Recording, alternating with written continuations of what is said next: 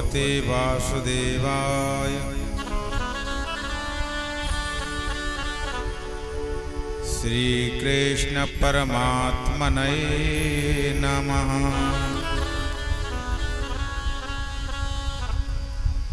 अखंडानंद बोधाय शिष्य संतापहारिणे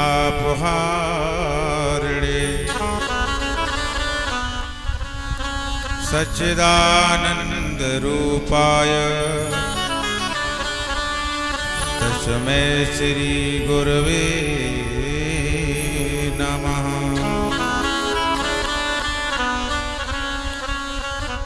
वसुदेवसुतं देवं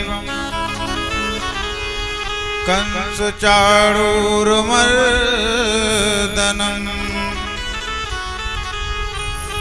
देवकी परमानंदं कृष्णं वंदे जगद्गुरुम्।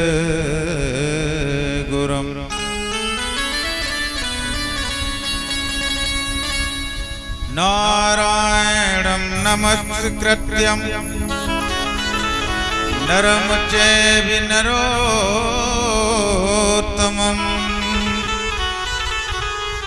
देवी सरस्वती व्यासं ततो जयमुदीरये।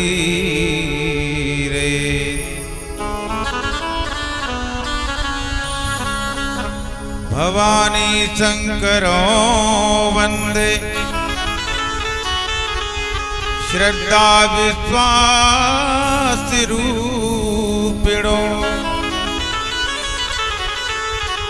याभ्यां विना न पश्यन्त सिद्धा स्वान्त इस्तमीश्वरम्।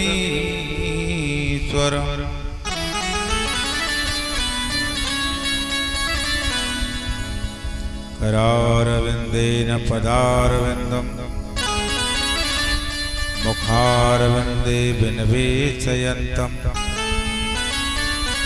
वटस्य पत्रस्य पुटेशयानं बालं मुकुन्दं मनसा स्मरामि। लोकाभिरामं रणरङ्गधीरं राजीवनेत्रं रघुवंशनाथं कारुण्यरूपं करुणाकरन्तं श्रीरामचन्द्रं शरणं प्रपद्ये। या देवी सर्वभूतेषु शक्तिरूपेण संस्थिता नमो तस्यै नमो तस्यै नमो तस्यै नमो नमः। जय जय जय राधा रमण जय जय नवल किशोर जय गोपी चित चोर प्रभु जय जय माखन चोर।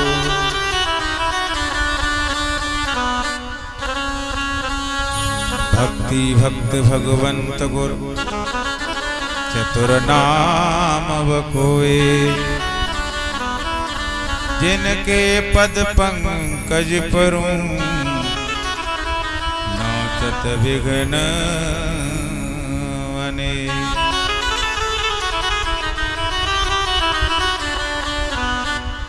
मुरली वाले मोहना पलक झपकी तोय देखूं नाम देखूं और ना तोय देखन दे। मोहन ने ना आपके नौका के आकार जो जनयन में बस गए सो जन है गए पार।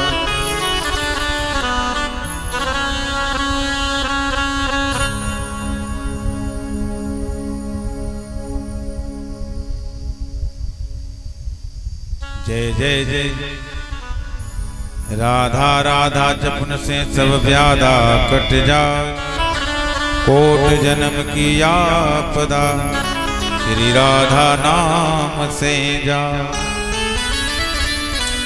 राधा रमण बाधा हरण मंगल करण श्री श्याम, कृपा करो मम ही अवसो तो प्यारे श्यामा श्याम।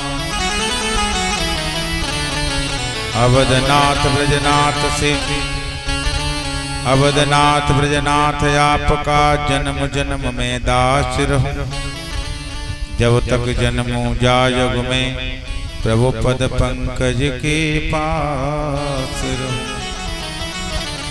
लेत सदा सुध दीन की सहज कृपा के धाम, जननी जनक शिवराज के तो है प्रभु राधे श्याम। संत हमारी आत्मा संत मेरे सिरमौर, शव को सीताराम है ल्यो अपने अपने ठोर।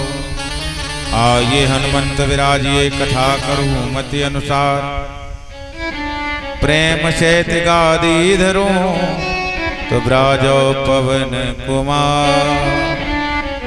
बोले अनंत बलवंत हनुमान जी महाराज की जय, बोले भक्ति और भगवान की जय हो। आइए परमात्मा की परम मंगलमय कथा को प्रारंभ करने से पूर्व प्रभु नाम संकीर्तन बड़े भाव प्रेम से हम सब लोग बोलें, उसके बाद प्रभु की मंगलमय कथा में प्रवेश करेंगे।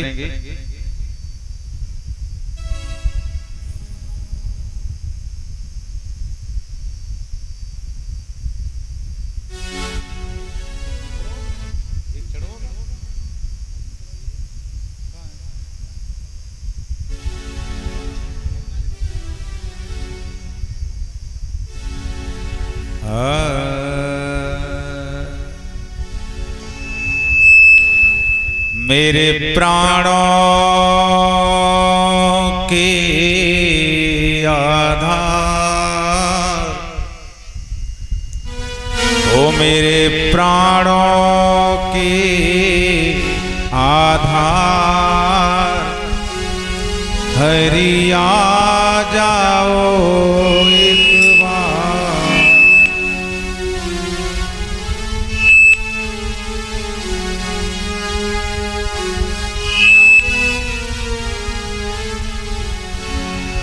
ओ मेरे प्राणों के आधार, हरि आ जाओ एक बार। मेरे प्राणों के आधार, हरि आ जाओ एक बार। हरि आ जाओ, हरि आ जाओ, हरि आ जाओ, हरि आ जाओ, हरि आ जाओ, हरि आ जाओ, हरि आ जाओ, हरि आ जाओ। मेरे जीवन के आधार, हरि आ जाओ एक बार। मेरे जीवन के आधार, हरि आ जाओ एक बार।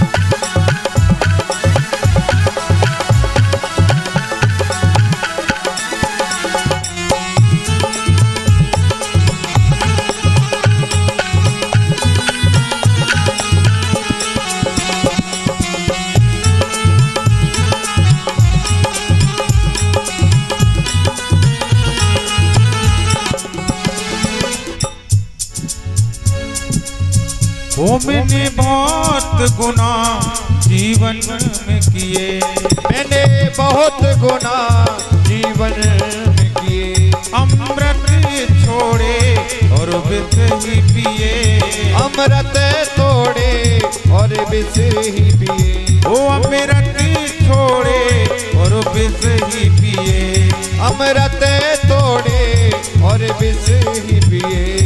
मेरा छोटा सा परिवार, ओ मेरा छोटा सा परिवार, हरि आ जाओ एक बार।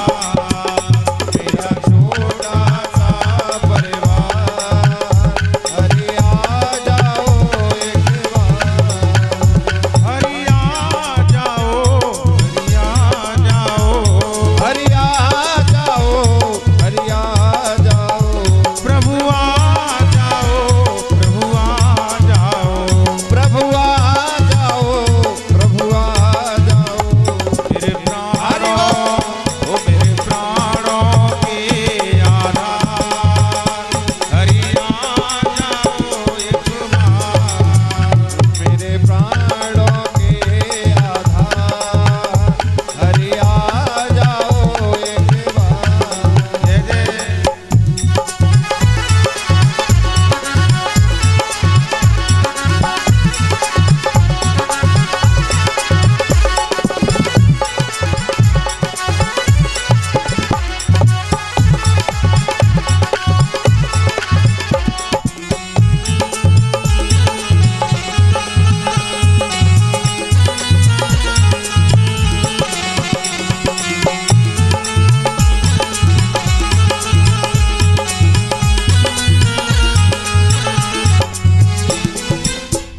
तू मेरा है, मैं तेरा हूँ, तू मेरा है, मैं तेरा हूँ, ये जन्म जन्म का तेरा हूँ, जन्म जन्म का तेरा हूँ, मैं जन्म जन्म का तेरा हूँ, मैं जन्म जन्म का तेरा हूँ, ओ मैं जन्म जन्म का तेरा हूँ, मैं जन्म जन्म का तेरा हूँ।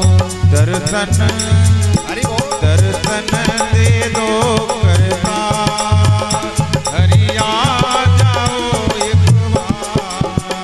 दर्शन दे दो करतार, हरि आ जाओ एक बार, हरि आ जाओ, हरि आ जाओ, हरि आ जाओ, हरि आ जाओ, प्रभु आ जाओ, प्रभु आ जाओ, प्रभु आ जाओ, प्रभु आ जाओ, हरि आ जाओ, हरि बोल।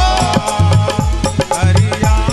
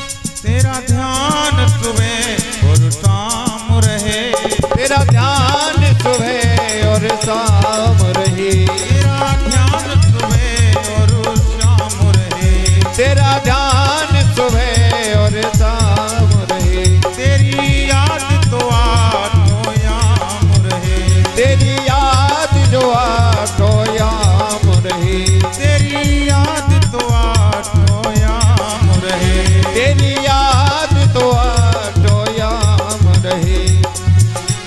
मैं भूले ओ मैं भूल जाऊं संसार, हरि याद आओ एक बार, मैं भूल जाऊं संसार, हरि आ जाओ एक बार, हरि आ जाओ, हरि आ जाओ, हरि आ जाओ, हरि आ जाओ, हरि आ जाओ, हरि आ जाओ, हरि आ जाओ, हरि आ जाओ, हरि आ जाओ, हरि आ जाओ, हरि आ जाओ, हरि आ जाओ, मेरी नैया पार लगा जाओ, मेरी नैया पार लगा जाओ, मेरी नैया पार लगा जाओ, मेरी नैया पार लगा जाओ, मेरी नैया बड़े भाव से पार गाइए। लगा जाओ, मेरी नैया पार लगा जाओ, हरि आ जाओ, हरि आ जाओ, हरि आ जाओ, हरि आ जाओ, हरि आ जाओ, हरि आ जाओ, ओ हरि आ जाओ, हरि आ जाओ, मेरी नैया पार लगा जाओ, मेरी नैया पार लगा जाओ, मेरी नैया पार लगा जाओ, मेरी नैया पार लगा जाओ, हरि आ जाओ, हरि आ।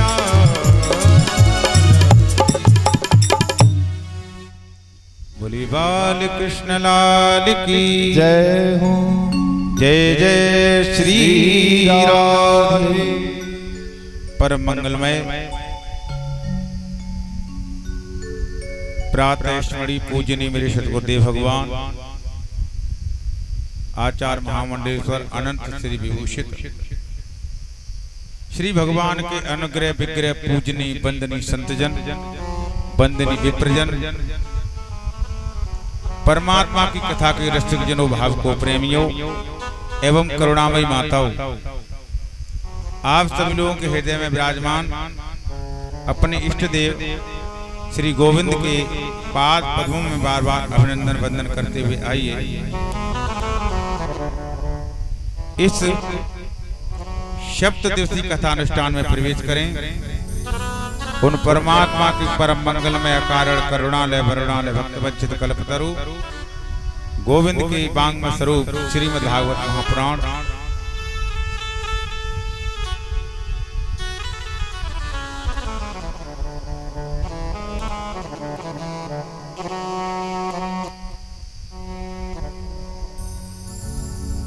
परमात्मा की मंगलमय कथा प्रारंभ हुई। कोई भी शुभ कार्य करने के लिए तीन बातों को जानना बहुत जरूरी है। पहली बात यह है कि आपके मन में शुभ संकल्प जागृत हो कि हमें परमात्मा का कोई मंगल कार्य कराना है, क्योंकि मन के कार्य हैं संकल्प करना विकल्प करना। मन में संकल्प विकल्प आते हैं, तो अपने संकल्प को पूर्ण करने के लिए आपके मन में इच्छा जागृत हो कि हमें भगवान की कथा करानी है, सत्यनारायण की कथा करानी है, या हवन कराना है, कोई अनुष्ठान कराना है। आपके अंदर भाव जागृत हो, भावना बने, और उस भाव को प्रकट करने के लिए आप उसके लिए मेहनत करें। जिन जिन लोगों ने ये अनुष्ठान कराने का प्रयास किया है, आज उनको पूछो, आज सुबह से उनको भोजन तक नहीं मिला है। Hard working. कोई शुभ काम करने के लिए मन में संकल्प जागृत हो, उसके लिए आप मेहनत करें और फिर उस पर परमात्मा की कृपा हो जाए। तो भगवत कृपा, आपकी मेहनत और आपके संकल्प जब तीनों एक हो जाते हैं, तब परमात्मा की मंगलमय कथा प्रारंभ होती है।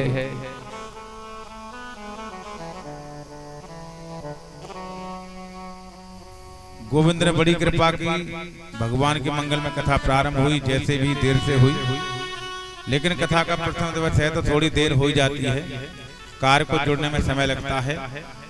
तो जिन जिन लोगों ने मेरे प्रभु की कथा कराने के लिए अपनी मेहनत की है, आर्थिक धन भी दिया है, सहयोग भी दिया है। उन सभी कार्यकर्ताओं को व्यासपीठ से बहुत आशीर्वाद साधुवाद। और ठाकुर जी से मंगल कामना के मेरे गोविंद उनके हृदय में उत्तरोत्तर भक्ति की वृद्धि करें। आइए कथा में प्रवेश करें। तो पहले श्रीमद् भागवत महापुराण में महात्म्य का वर्णन होता है। महात्म्य का अर्थ होता है कि जिस पुराण की हम कथा 7 दिन तक सुनेंगे या चर्चा करेंगे, वो कथा आई कहां से है, इसमें है क्या, और कथा कराने से लाभ क्या होता है, कथा कराने से हमको मिलेगा क्या, इस कथा का महत्व क्या है जीवन में, इन सारी बातों की जहां भी विवेचना होती है, चर्चा होती है, उसे हम कहते हैं महात्म्य। श्रीमद् भागवत महापुराण में 2 पुराणों का महात्म्य लिया गया है, एक पद्म पुराण से, एक स्कंद पुराण से। तो जैसे शास्त्रों की मर्यादा है कि किसी पुराण की चर्चा करने से पहले उसके माध्यम की हम चर्चा करते हैं। तो आइए जो पद्म पुराण में 6 अध्याय में जो महात्म्य आया है, जिसमें 504 श्लोक हैं, उस महात्म्य की चर्चा करते हैं। उस महात्म्य का प्रथम श्लोक है, ये मन लगा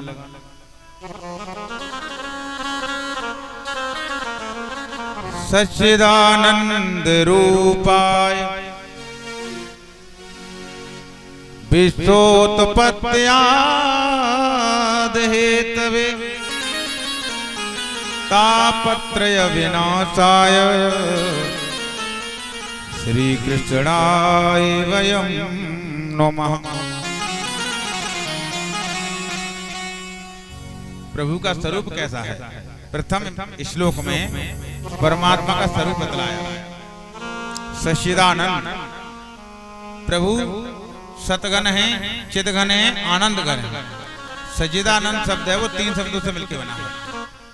सच्चिदानंद रूपाय विश्वोत्पत्त्यादि हेतवे, जो प्रभु शतगन है, आनंद घन है, चिदघन है, अर्थात पूरे संसार को प्रकट करते हैं, पालन पोषण करते हैं, अंत में संहार कर देते हैं। ऐसे प्रभु की शरण में जाने से जीव के तापत्र, ताप पाप संताप, जिनकी शरण में जाने से नष्ट हो जाते हैं, ऐसे पावन प्रभु की शरणागति ग्रहण करना चाहिए। ऐसे वंदनीय पूजनीय जिन प्रभु में जीव के तीनों तापों को नष्ट करने की सामर्थ्य है, ऐसे वंदनीय महाराज श्री कृष्ण भगवान के चरणों में हम प्रणाम करते हैं, वंदन करते हैं। महाभागवत श्री सुखदेव जी महाराज का ध्यान करते हुए नेमचारण्य की पावन भूमि में 88,000 महात्मा विराजमान। उनमें से एक महात्मा जिनका नाम है शौनक जी महाराज, समस्त ऋषियों का प्रधान श्रोता बन के उपस्थित हैं। उम्र में छोटे हैं सूत जी महाराज, वो व्यासपीठ पे आसीन होकर के सभी भक्तों को कथा श्रवण पान करा रहे हैं। शौनक महाराज की विशेषता है वयोवृद्ध होकर के समस्त शास्त्रों के ज्ञाता हैं, समस्त वेद पुराणों के ज्ञाता हैं, लेकिन जब भी परमात्मा की मंगल में कथा को सुनने बैठते हैं तो ऐसे बैठ जाते हैं जैसे बिल्कुल कुछ जानते नहीं, अनभिज्ञ बन जाते हैं। अर्थात ये उनकी विशेषता है। प्रभु की कथा सुनने के लिए कथामृतम रसवाद कुशलः, परमात्मा की मंगल में कथा सुनने में बड़े निपुण हैं। आज व्यासपीठ पे बैठे हुए सूत जी महाराज को नमन करने के बाद महाराज ने हाथ जोड़कर प्रश्न किया, महाराज हमें ये बताइए क्या अज्ञान ध्वंस विध्वंस कोटि सूर्यशम प्रभा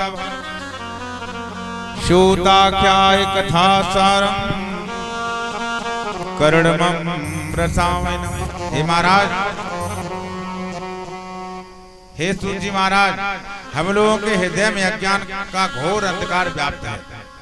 यह त्रिभुवन के अंधकार को दूर करने के लिए सूर्य भगवान समर्थवान है।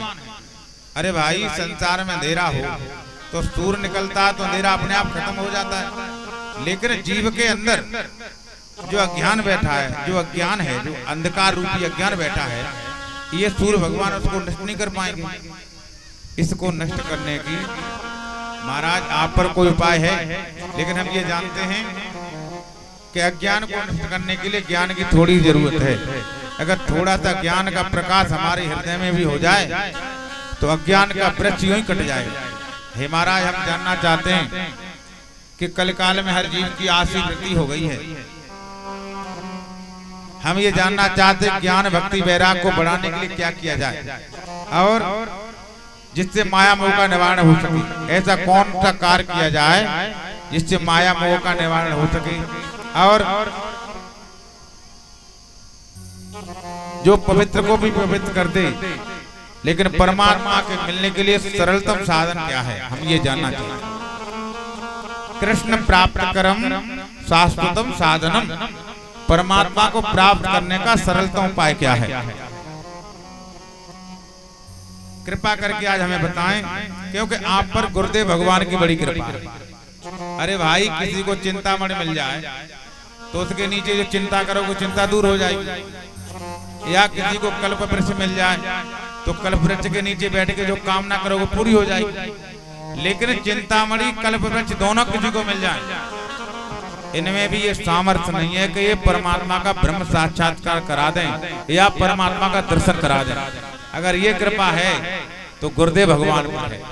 अगर गुरुदेव भगवान की कृपा हो जाए तो योगियों को दुर्लभ वैकुंठ गुरुदेव की कृपा से सरलता से प्राप्त हो जाता है। चिंतामणि लोक सुखम सुरदम स्वर्ग संपदम प्राचत गुरु प्रीतो वैकुंठम योग दुर्लभम। जो योगियों को भी दुर्लभ है वो वैकुंठ केवल गुरु की कृपा से मिल जाता है। हे महाराज, आप पर तुम्हारे गुरु भगवान की कृपा है तो हम पर कृपा थोड़ी भी कर दीजिए, वही गुरु जी का प्रसाद हमें भी दे दीजिए। आइए हम सब लोग मिलकर भी अपने सद्गुरुदेव भगवान के चरणों में निवेदन करें। करता करे न कर सके गुरु किए सब हो, सात खंड नौ दीप में गुर से बड़ा को, सात सिंधु स्याही करूं कलम करूं बनमाह, सब पृथ्वी कागज करूं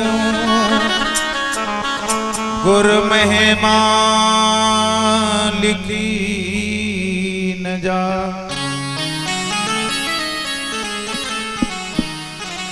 हो मेरा कोई न सहारा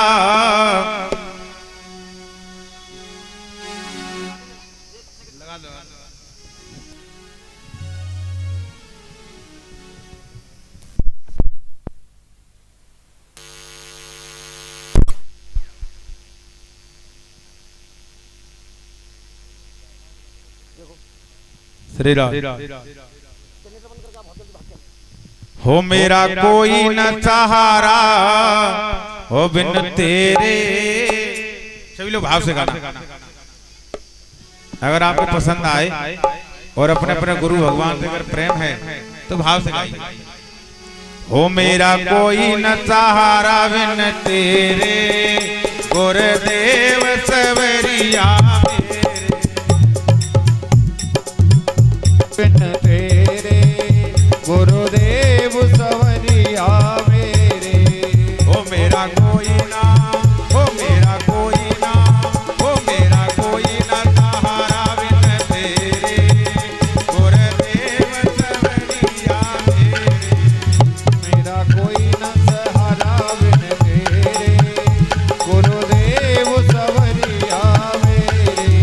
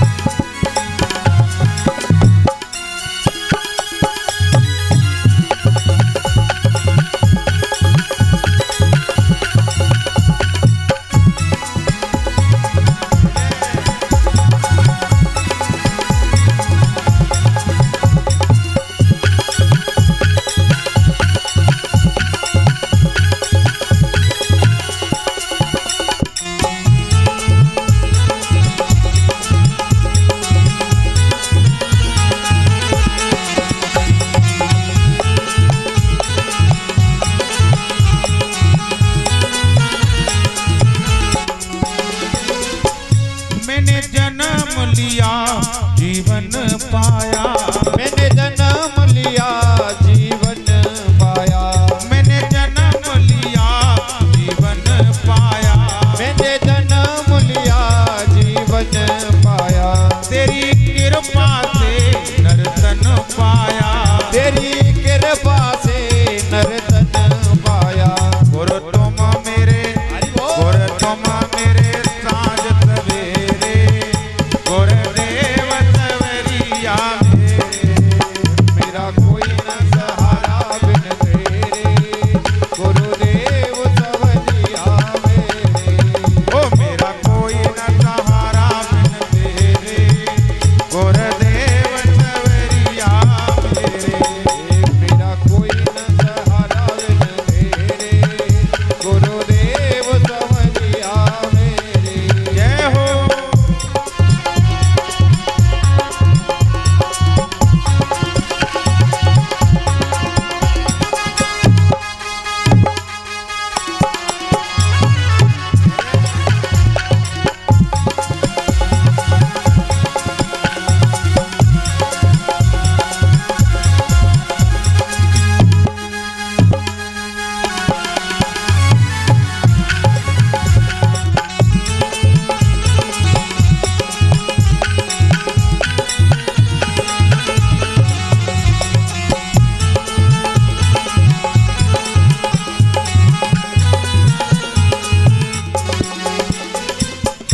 मेरा सच्चा मार्ग छूट गया, मेरा सच्चा मार्ग टूट गया। मुझे 5 लुटेरों ने लूट लिया, मुझे 5 लुटेरों ने लूट लिया, मुझे 5 लुटेरों ने लूट लिया। मुझे 5 लुटेरों ने लूट लिया। ये जग में, हरि बोल। ये जग में पाप घनेरे, हो ये जग में पाप घनेरे, गुरुदेव सवरिया मेरे। मेरा कोई न सहारा बिन तेरे, गुरुदेव सवरिया मेरे। ओ मेरा कोई न सहारा बिन तेरे, गुरुदेव सवरिया मेरे। मेरा कोई न सहारा बिन तेरे, गुरुदेव सवरिया मेरे। जय हो प्यारे।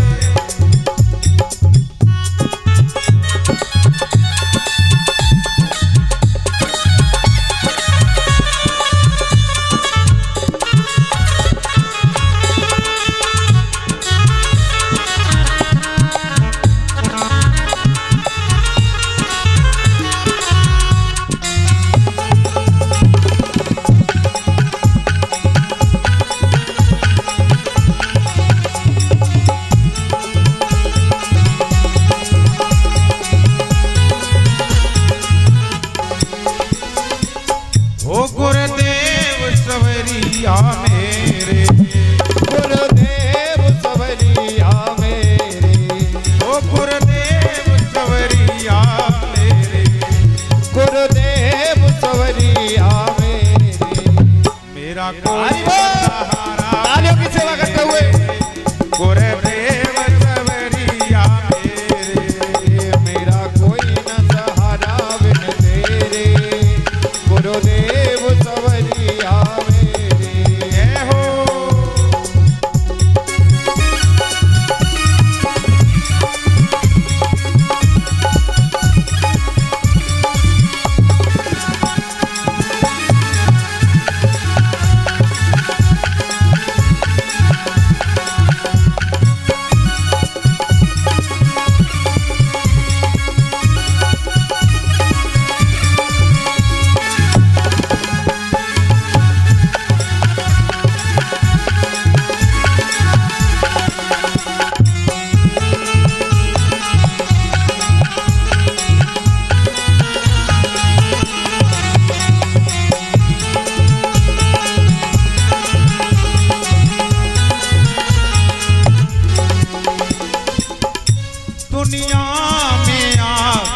कुछ न किया, दुनिया में आके कुछ न किया।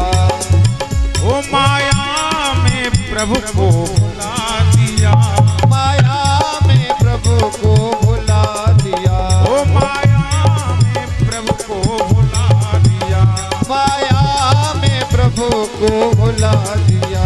मैंने कीने हरि बोल। मैंने कीने पाप घनेरे, गुरुदेव सवरिया मेरे, मेरा कोई न सहारा बिन तेरे, गुरुदेव सवरिया मेरे।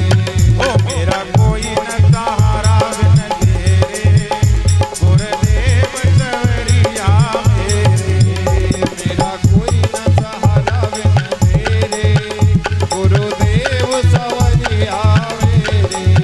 ओ गुरुदेव सवरिया मेरे, गुरुदेव सवरिया मेरे। ओ गोपाल सवरिया मेरे, गोपाल सवरिया मेरे। मेरा कोई हरि बोल। ओ मेरा कोई बड़े भाव से गाइए। सहारा बिन तेरे, गुरुदेव सवरिया मेरे, मेरा कोई न सहारा बिन तेरे, गुरुदेव सवरिया मेरे। ओ मेरा कोई न सहारा बिन तेरे, गुरुदेव सवरिया मेरे, मेरा कोई न सहारा बिन तेरे, गुरुदेव सवरिया मेरे। मेरा कोई न सहारा बिन तेरे, गुरुदेव सवरिया मेरे। मेरा कोई न सहारा बिन तेरे, गुरुदेव सवरिया मेरे। मेरा कोई न सहारा बिन तेरे, गुरुदेव सवरिया मेरे। गुरुदेव सवरिया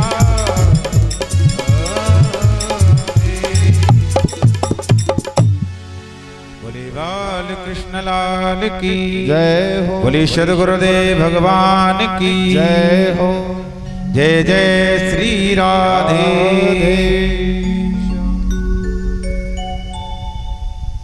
50 रुपए का पुरस्कार हमारे भैया मनोज शर्मा जी की तरफ से आया है। ठाकुर जी से मंगल कामना।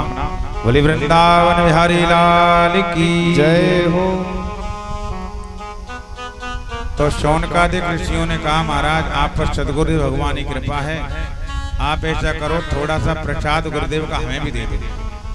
तब सूत जी महाराज कहते हैं ऋषियों अगर तुम्हारा इतना ही प्रेम हम पर है तो समस्त शास्त्रों का जो सार है, समस्त शास्त्रों का जो सार है वही हम तुम्हें सुनाते हैं, सावधान होकर सुनो। सूत जी कहते हैं ऋषियों संसार में सबसे ज्यादा डर है मरने का। हर व्यक्ति को ये पता है हम मरेंगे, लेकिन मरने से हर व्यक्ति डरता है। लेकिन सबको मरना निश्चित है, ये यथार्थ सत्य है। क्योंकि ये संसार का नाम है संसार, इसको कहते हैं संसार। संसरत इत संसार, ये सरकता ही रहता है। जितना इसे पकड़ना चाहो उतना ही भागता। इसका नाम है मृतलोक। जो आया है उसको एक दिन निश्चित मरना है, यह मृतलोक। कि आया है तो जाएगा राजा रंग फकीर, कोई सिंहासन चढ़ चला कोई बना जात जंजीर। तो जो आया है वो जाएगा, ये सुनिश्चित है। हे महाराज इस संसार के भय को समाप्त करने के लिए महाभागवत श्री सुखदेव जी महाराज ने श्रीमद् भागवत संहिता को कलकाल में प्रकट किया। काल व्याल ग्रास त्रास हेतवे श्रीमद् भागवतम शास्त्रम कलौ कीरेणि भाषितम।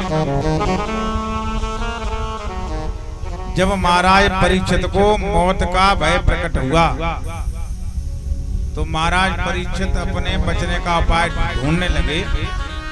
उसी समय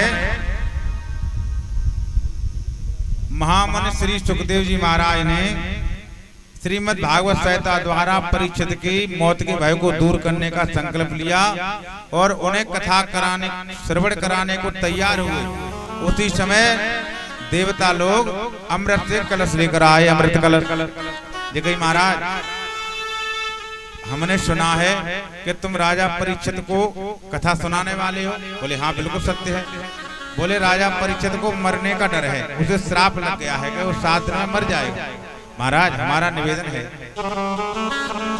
कि आप उसके बदले अमृत पिला दो, तो अमृत से राजा परीक्षित को अमर हो जाएगा, तो मौत का भय नहीं रहेगा। तो राजा उन देवताओं की बात को सुनकर महात्मा सुखदेव महात्मा का मन एकदम चिंतित हो गया। क्यों? कि तो राजा परीक्षित ने बुलाया देवताओं को और न हमने बुलाया। ये देवता इतने परमार्थी करते हो गए जो किसी के न बुलाने पर अमृत को देने चले आए। और अमृत कोई साधारण वस्तु नहीं है।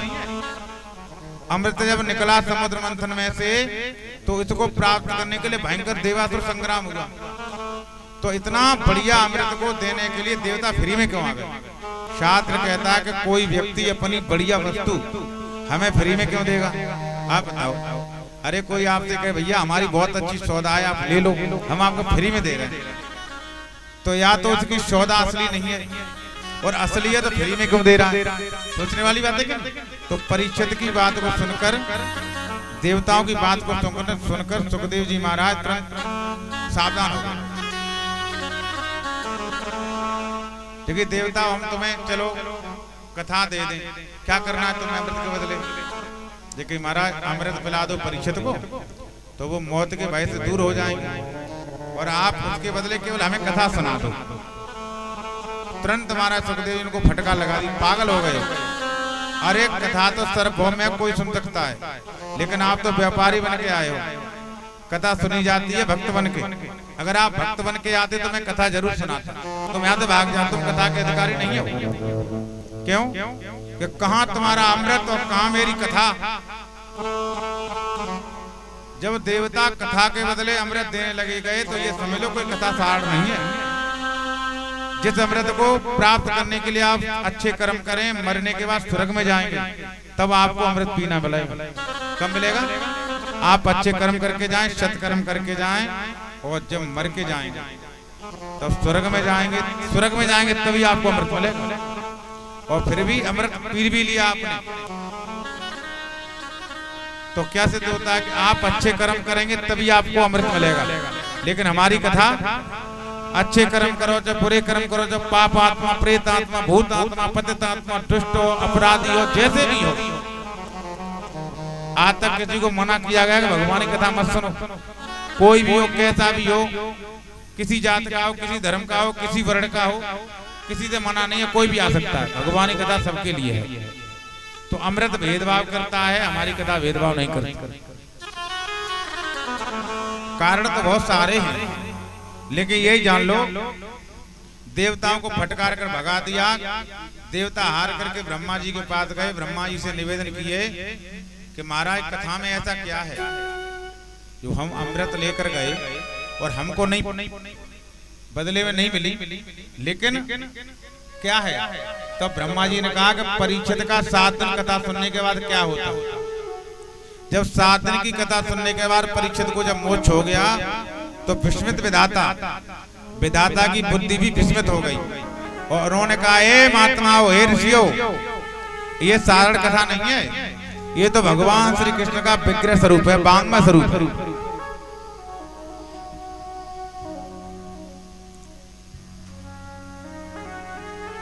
तराजी पर तौली गई भागवत, तो एक परला में भागवत को रखा गया, एक पुराण समस्त धर्म शास्त्रों को रखा गया।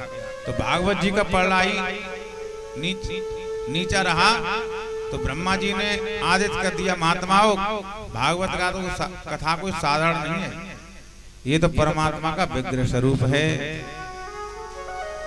भगवान ने निवेदन भी किया है, मत कथा वाचकम नित्यम, मत कथा श्रवणम व्रतम, मत कथा प्रीतिमानचम ते तच्छांतम नरम।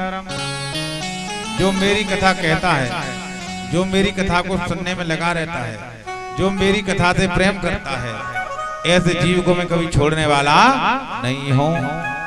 इसलिए उन कालों में तो एक ही अमृत था जिसे हम अमृत बोलते हैं, जो अमर कर देता है। लेकिन इस कलकाल में तो कई अमृतें आ गई। एक बार अमृत को पी के तो देखो। भजनामृत, भगवान का भजन करो तो वो भी अमृत है। कथा अमृत, परमात्मा की मंगलमय कथा सुनो, ये भी अमृत से कम नहीं है। कीर्तनामृत, परमात्मा का कीर्तन करो।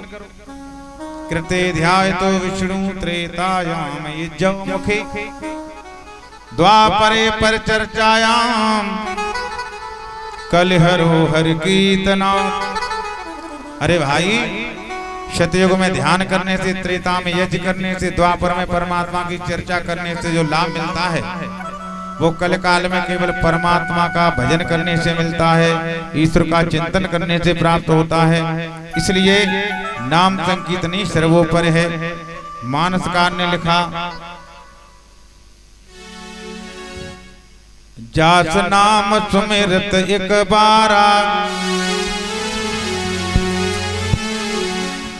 अरे जास नाम सुमिरत एक बारा, सुमिरत एक बारा उतरे नर भव सिंधु अपारा। उतरे नर भव सिंधु अपारा। जास नाम सुमिरत एक बारा, जास नाम सुमिरत एक बारा उतरे नर भव सिंधु अपारा। उतरे नर भव सिंधु अपारा। उतरे नर भव सिंधु अपारा। उतरे नर भव सिंधु अपारा। तो मेरे पवन सुत पावन नामू, पावन नामो अपने पत कर राखे रामू। तो मेरे पवन सुत पावन नामो, मेरे पवन सुत पावन नामो अपने बस कर राखे रामू। अपने बस कर राखे रामो। अपने बस कर राखे। केवल परमात्मा का भजन करने से हनुमान जी ने राम जी को वश में कर लिया। प्रभु का एक बार नाम लेने से भवसागर पार हो जाते हैं। इसलिए प्रभु प्यारे का नाम ही जपना चाहिए। यही कथा का सार है, यही कलयुग का सार है। कलयुग केवल हर गुण गाहा, गाए गाए नर पावे था। तो कलयुग में केवल परमात्मा का नाम लेना चाहिए। बाकी जब तब कुछ करने की जरूरत नहीं है। करना तो चाहिए, ये तुम्हारी श्रद्धा की बात है, लेकिन भगवान का नाम लोगे तब भी पार हो जाओगे। जो हम जैसे लोगों को नित्य कथा करने से, भजन करने से फल मिलता है। आप जैसी माताओं को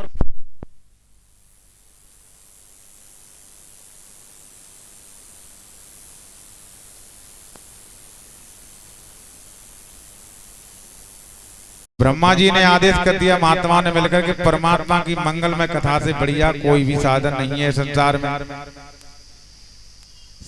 साक्षात श्री कृष्ण ही कलयुग के कलुषित प्राणियों का कल्याण करने के लिए श्रीमद् भागवत संहिता में आकर विराजमान हो गए। इसलिए भागवत के प्रत्येक अक्षर में गोविंद की श्यामलता समाई हुई है। यह साक्षात भगवान का वांग्मय विग्रह है। ऋषियों ने सूजी से प्रश्न किया, महाराज इस कथा को 7 दिन में सुनने की परंपरा कैसे हुई? सूजी कहते हैं कि शनक सनातन सनत कुमार महात्माओं ने, इन 4 ऋषियों ने देव ऋषि नारद को यह कथा सुना करके 7 दिन की परंपरा को चलाया। तो सोनकू जी ने प्रश्न पूछा, नारद जी तो 2 घड़ी से ज्यादा कहीं रुकते नहीं है, वो तो यावर हैं, तो उन्होंने 7 दिन तक कथा को कैसे सुना? तब सूजी महाराज सुनाते हैं, सोनकादि ऋषि सुनो। एक बार एकदा ही विशालाया चत्वारिशोम्ला सत्संगार्थ समायता ददृश्य स्तुम नारदम। एक समय की बात है, विशालपुरी में, विशालपुरी नाम बद्री नारायण धाम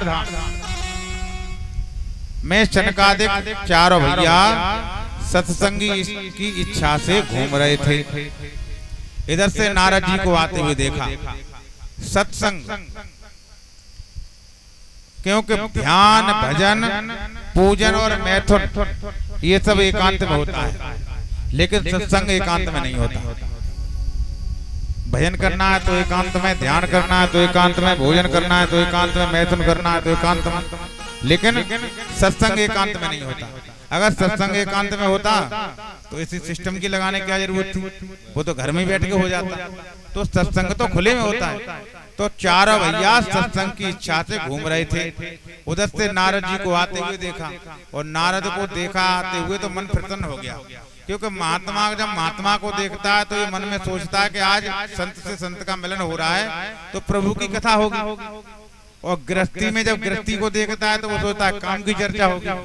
संत को संत मिलता है तो राम चर्चा होती है। सज्जनों,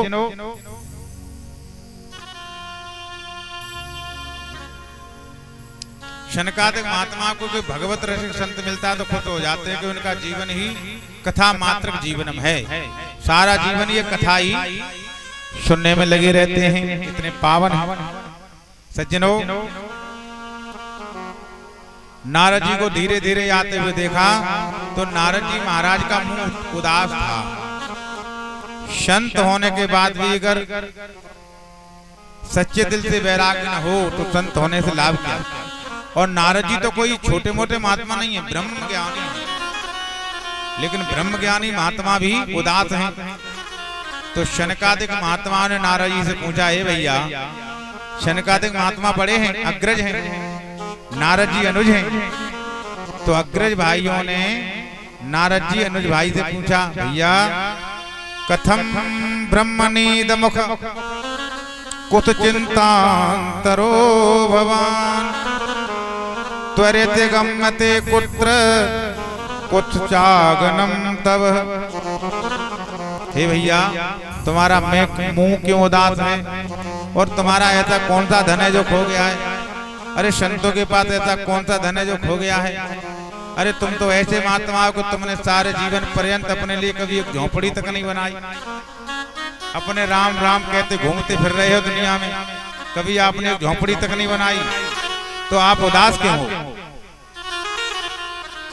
और ऐसा तुम्हारा कौन सा धन है जो खो गया है। तो संतों का धन क्या है।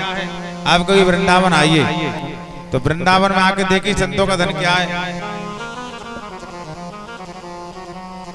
यहीं रख दो ठाकुर, बेटा एक परात की व्यवस्था कर दो जिसमें भैया लोग प्रसाद लाते रख जाए। बोले बाल कृष्ण लाल की। तो संतों का धन क्या है। संसार के लोगों को जब समस्याएं होती हैं, उदास होते हैं संसार के लोग, तो संतों के पास जाते हैं। और हे नारद जी, जब संत ही उदास हो जाएंगे तो संसार के लोग कहाँ जाएंगे।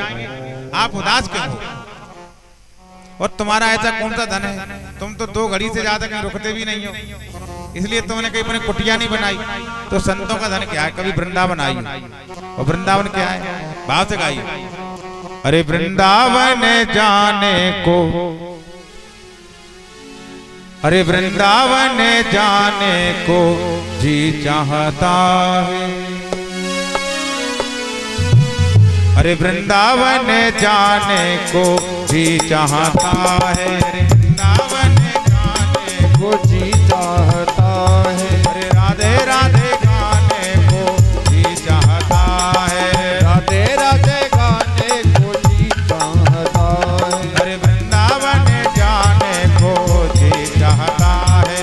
वृंदावन जाने को जी चाहता है। अरे राधे राधे गाने को जी चाहता है। राधे राधे गाने को जी चाहता है।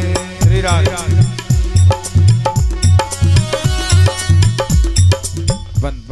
क्या बात है माता, समझ में नहीं आ रहा है क्या। अरे बोलो तो, भगवान का कीर्तन ही तो करवा रहे हैं, संस्कृत थोड़ी बोल रहे हैं। अरे भगवान का कीर्तन करवा रहे हैं तो भाव प्रेम से गाइए।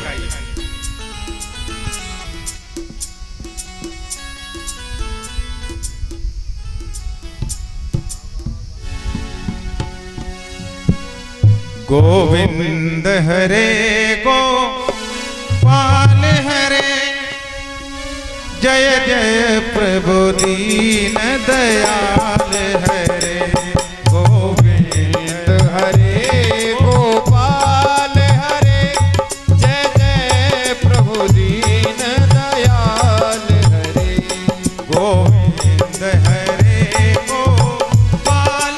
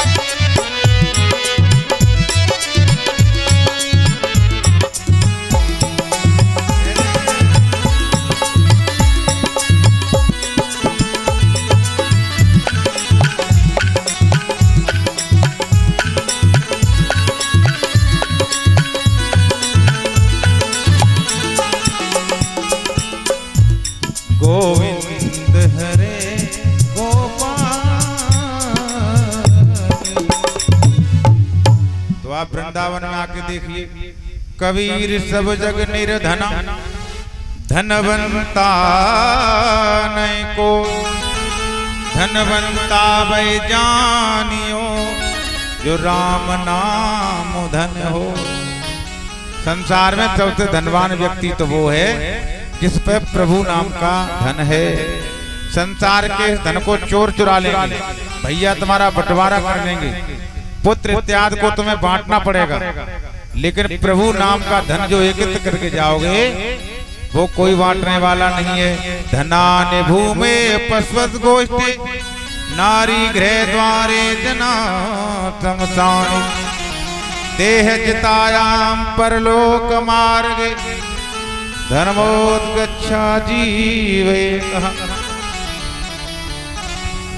धन पृथ्वी में गड़ा रहेगा, पशु खूंटे पे बंधे रहेंगे, घर की स्त्री केवल धैर्य तक साथ जाएगी, चाहने वाले मिलने वाले सब केवल शमशान तक संग जाएंगे, अंत में तो प्रभु का नाम ही साथ जाने वाला है प्यारे भाई। इसलिए संसार में रहते हुए भी भगवान के नाम का धन कमा ले जा। कि नेकी के कर्म कमाए जा रे, अरे नेकी के कर्म कमाए जा रे, दुनिया से जाने वाली। संसार में आए हो तो कुछ ऐसा करके जाओ कि लोग तुम्हें याद करें, और आके आए चले गए, जैसे पशु आता है चला जाता है, आप भी चले गए तो आपकी क्या पहचान है। इसलिए संसार में आए हो तो कुछ करके जाइए। हे नारद जी, आप अपना मुंह क्यों लटकाए हैं? तब नारद जी ने कहा, भैया एक बार मेरी इच्छा हुई कि मैं मृतलोक ब्रह्मलोक से मृतलोक में चलूं। नारद जी कहते हैं, हे महात्माओ, एक दिन मैं ब्रह्मलोक से मृतलोक में आया और जी कही, भैया सुनो, मेरी उदासी का ये कारण है, मैंने भ्रमण किया इस मृतलोक का, तो मैंने देखा कि आजकल तीर्थों पर बहुत भीड़ होती है। तीर्थों पर कल काल में तीर्थों का महत्व बढ़ गया है, और शास्त्र में कहा भी गया है, मुख पवित्रो यदि राम नाम, हृदय पवित्रम यदि ब्रह्म ज्ञानम, हस्तो पवित्रम यदि पुण्य दानम, चरणो पवित्रम यदि तीर्थ गमनम। मुख आपका पवित्र होगा केवल राम नाम से, और हृदय पवित्र होगा केवल ब्रह्म ज्ञान से, और हाथ पवित्र होंगे पुण्य दान से। इन हाथों से जो भी दान पुण्य कर जाओगे तभी हाथ पवित्र माने जाएंगे। और पैर पवित्र होंगे जब किसी तीर्थ स्थल पर जाओगे, कभी वृंदावन जाइए, कभी काशी जाइए, कभी मथुरा जाइए, कभी हरिद्वार जाइए, कभी रामेश्वर जाइए, कभी बद्री धाम जाइए, कभी उड़ीसा में जाइए, जगन्नाथपुरी जाइए। 4 धाम है हमारे, तो 4 धाम की यात्रा करने वाला व्यक्ति स्वर्ग में जाता है, ऐसा शास्त्रों का मत है। तो 4 धाम की यात्रा करनी चाहिए, ये तीर्थ है। तो नारद जी ने सोचा कि आज कल काल में लोगों तीर्थों में ज्यादा भीड़ है, तो महाराज तीर्थों में गए। कहाँ गए? पुष्करम च प्रयागम च काशी गोदावरी तथा। पुष्कर में गए, काशी में गए, प्रयाग में गए, लेकिन यहाँ क्या देखा माता? हरि क्षेत्र, कुरुक्षेत्र, श्री रंगम, सब तीर्थों में गए, लेकिन नारद जी को शांति नहीं मिली, अशांति मिली। तो नारद जी ने सोचा, जब तीर्थों में सुख नहीं है तो तीर्थों में रहने वाले महात्माओं के बारे में देखें। यहाँ जो महात्मा रहते हैं, देखें इनके जीवन में सुख हो। अब संतों के पास गए तो संतों का इतिहास देखा महाराज ने तो और विचित्र हो गए, घबरा गए। क्यों? कि संतों की तो संतों ने परिभाषा बदल दी। पहले महात्मा जितना तपस्वी होता था, साधन युक्त होता था, उतना बड़ा नाम होता था, लेकिन आजकल महात्माओं के जीवन में जितनी वैभवता होती है, 2-2 गाड़ियां होंगी, 10-10 चेला होंगे, रिवाल्वर लगी होगी, तो बड़ा वैभवशाली महात्मा। संतों की परिभाषा बदल गई। कैसी? किसी ने कहा ये आश्रम किसका है? बोले त्यागी जी का। अब नाम तो है त्यागी जी, सब कुछ त्याग दिया है, लेकिन नाम पे 15 आश्रम है, तो बताओ कहो के त्यागी। बोले ये आश्रम किसका है? बोले ब्रह्मचारी जी का। बोले बच्चे किन के खेल रहे हैं? बोले महाराज जी के। अब बालक तो 15-16 उन पर, लेकिन ब्रह्मचारी उनका नाम है। बोल दो तो पाखंड निरतः संत। जब नारद जी कहने लगे जब मैंने संतों को भी पाखंड में नियत देखा, पाखंड करते हुए संतों को भी देखा, तो मेरे मन में खलबली मच गई। पाखंड का अर्थ क्या है? पापस खंडित पाखंड। जहाँ पाप होता है वहीं पाखंड होता है, जहाँ पाप होगा वहीं पाखंड होगा। जो लोग ढोंगी होते हैं, आडम्बरी होते हैं, पाखंड ज्यादा करते हैं, बनावटी प्रेम ज्यादा दिखाते हैं। जहाँ बनावट होती है, जहाँ मिलावट होती है, वहाँ ज्यादा नकलीपन होता है। एक बात बोलो, जय जय श्री राधे। सज्जनों,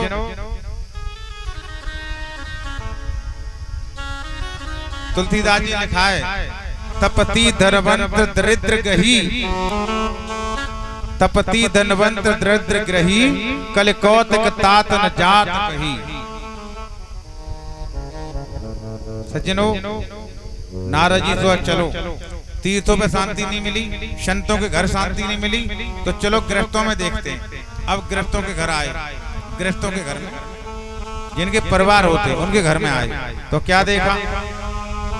नारद जी कहते मैंने वहां देखा गृहस्थों की भी विडंबना है। क्या कि हमने देखा कि माता पिता की सेवा नहीं होती, और जब तक माता पिता ने तिजोरी की चाबी नहीं सौंपी, और जहाँ सर्वाधिकार प्राप्त हुए सोई देवी जी का चलावा आजा हो गया। फिर या तो माता पिता की कुटिया खेत में है या तीर्थ स्थान में है, कदाचित माता पिता घर में ही बैठे रहे तो उनसे कोई सलाह नहीं लेता। और सलाह की बात आती है तो ससुराल से सालों को बुलाया जाता है। शास्त्र कहता है कि घर में कोई अच्छा काम करो, अपने बुजुर्गों से सलाह लो। आप एक अच्छी बात समझ लो, जिन जिन घरों में, जिन जिन के घर में सलाह बाहर के व्यक्ति से ली जाती है, उनका घर आज तक कभी नहीं बढ़ा। रामायण में चलिए सुन लो, शास्त्र की बात है। कैकेयी ने मंथरा की सलाह को लिया, कैकेयी ने मंथरा की सलाह को माना, तो राम जैसे परमात्मा को ही वन में जाना पड़ा। इसलिए अगर बाहर व्यक्ति की सलाह लोगे तो घर चलने वाला नहीं। कभी भी एडवाइस बाहर के व्यक्ति की नहीं लेना चाहिए। और सुनो, जिन घर में अपने बड़े भाई से, माता पिता से जो लोग सलाह नहीं लेते, फिर उनके घर में वकीलों से सलाह ली जाती है। बोली आनंद कंद भगवान की जय हो। इसलिए कभी भी अपने घर में तीसरे आदमी को मत आने दो। और शास्त्र की बात यह है कि दीवार में जितने आरे बनाओगे, दीवार उतनी कमजोर होगी। दीवार में जितने आरे बनवाओगे या अलमारी बनवाओगे, दीवार उतनी कमजोर हो जाएगी। ऐसे ही अपने घर में जितने दिन तक अपने घर में किसी भारी पुरुष को रखोगे तो तुम्हारा घर कमजोर हो जाएगा। हमारे यहाँ तो कहावत में कहते हैं कि घर बिगाड़े आरो, दीवार बिगाड़े आरो, कि घर बिगाड़े सारो। बोली आनंद कंद भगवान की जय हो। घर में जब तक साले को रखोगे तब तक घर अच्छा नहीं होगा। प्रमाण है, महाभारत हुआ देश में तो शकुनी ने महाभारत करवाया, और शकुनी धृतराज का साला था, तो साले को घर में रखा शकुनी ने, तो महाभारत करवा दिया। आला उदल का साला था माहिल, मामा चंदेरे का साला था, तो चंदेले ने अपने घर में माहिल को रखा तो घर बर्बाद हुआ। इसलिए कहने का अर्थ मेरा ये है कि अपने घर में कभी भी बाहरी व्यक्ति की एडवाइस नहीं लेना चाहिए। श्री राम, प्रसाद ले दो, ये प्रसाद दे दो, प्रसाद दे दो करो जो लोग आते हैं। एक बार बोलो जय जय श्री। सज्जनों,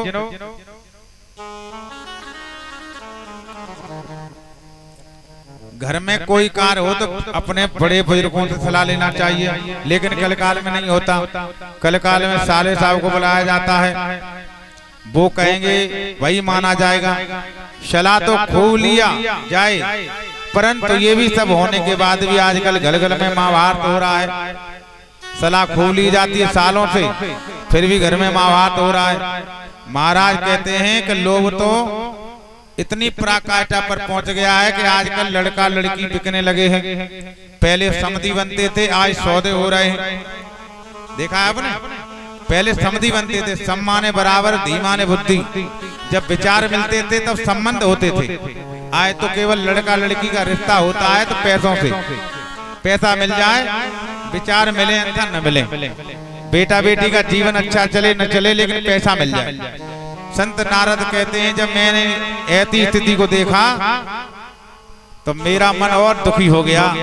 फिर मुझे याद आया कि संसार में कहीं भी सुख नहीं है कि दीन कहे धनवान सुखी, धनवान कहे सुख राजा को भारी, और राजा कहे महाराज सुखी, महाराज कहे सुख इंद्र को भारी, और इंद्र कहे ब्रह्मा जी सुखी, ब्रह्मा जी कहे सुख विष्णु को भारी, और सोच समझ के संत कहे संतोष बिना सब जीव दुखा।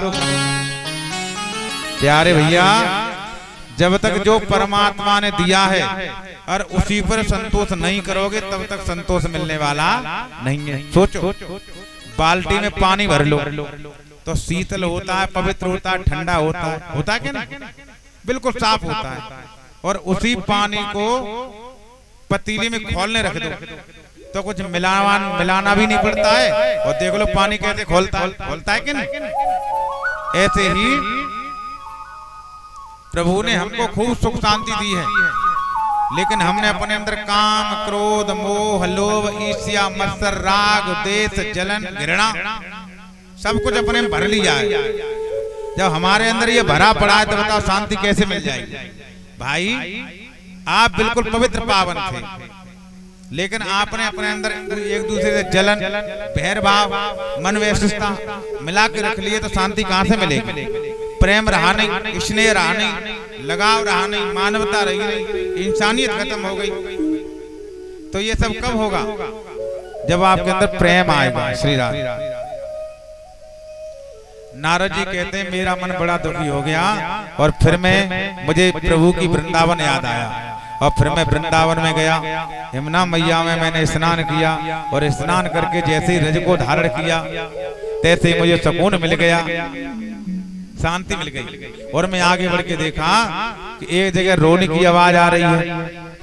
4-5 माताएं घेर कर बैठी हैं।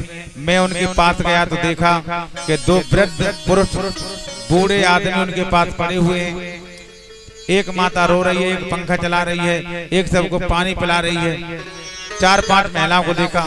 मैं गया और मैं जा करके देखा तो रुक गया, लौटने लगा। क्यों? क्योंकि माताओं के मन का भरोसा नहीं है। कभी तो हंस के बोल दें, कभी कहते हैं बाबा तुम्हें क्या मतलब, अरे हम तो रो रहे हैं, तुम यहाँ से निकलो। महात्माओं को औरतों से क्या काम है, महिलाओं से, यहाँ से निकलो। ये बात सुनकर मैं लौटने लगा तो रोने वाली महिला ने मुझे रोका। महाराज रुको, भो साधु क्षणम तिष्ठ मत चिताम पिनाशय दर्शनम तब लोकस्य सर्वधा गहरम परम। महाराज कहाँ भाग रहे हो? अरे 1 मिनट रुकिए तो। आप जैसे महात्मा का दर्शन मात्र से ही जीव के ताप पाप संताप नष्ट हो जाते हैं। न जाने मेरे कितने जन्मों के भाग उदय हो गए कि आप जैसे महात्मा का दर्शन हो गया। हे महाराज, आपके दर्शन मात्र से जीव का सारा दुख भाग जाता है। नारद जी कहते भैया, जब उन्होंने इस प्रकार मुझे बुलाया तो मैंने हाथ जोड़कर देवी जी कहता, देवी तुम कौन हो? और ये पास में पड़े हुए दोनों वृद्ध ये कौन है? तुम रो क्यों रही हो? तुम्हारे रोने का कारण क्या है? तब उस देवी ने वद देवी सविस्तारम स्वस्य दुखस्य कारणम, तब उस देवी ने अपने दुखों का कारण सब विस्तार से मुझे बताया। बोले क्या? तो क्या दुख है उसका तो बताया। जी महाराज मेरा परिचय सुनो। मुझे लोग अहम भक्ति रत ख्वाता इमो में तनयो मतो ज्ञान वैराग्य नाम मानो काल योगे निजर जरो। महाराज नाम बताने का तरीका ऐसे नहीं, तुमसे कोई पूछा तेरा नाम क्या है तो बता दो मेरा नाम ये ऐसे नहीं। अहम भक्ति कहती है इस शरीर को भक्ति नाम से जानते हैं। महाराज जो वृद्ध पड़े हैं ना, एक कल काल का प्रभाव है कि ये दोनों मेरे बेटे हैं जिनका नाम है ज्ञान और वैराग।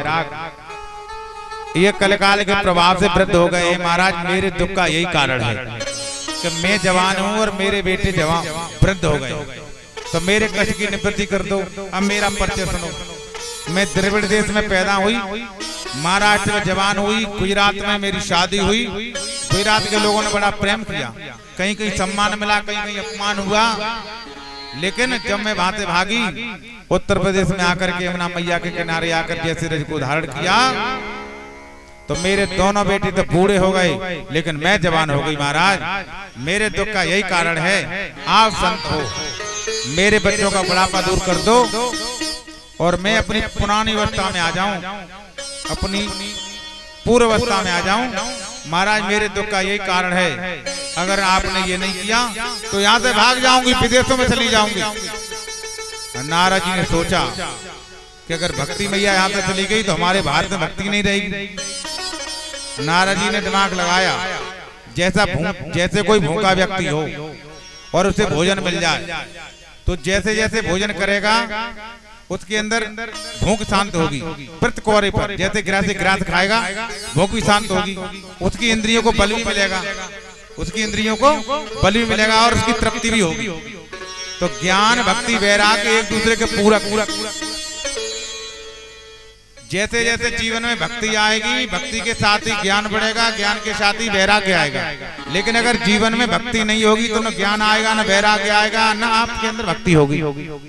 तो नारद जी ने कहा, धन्य है भक्ति मैया, तुम देश विदेश भाग के मत जाओ, हम तुम्हारे बेटों के कष्ट की निवृत्ति जरूर करेंगे कि हम संत हैं।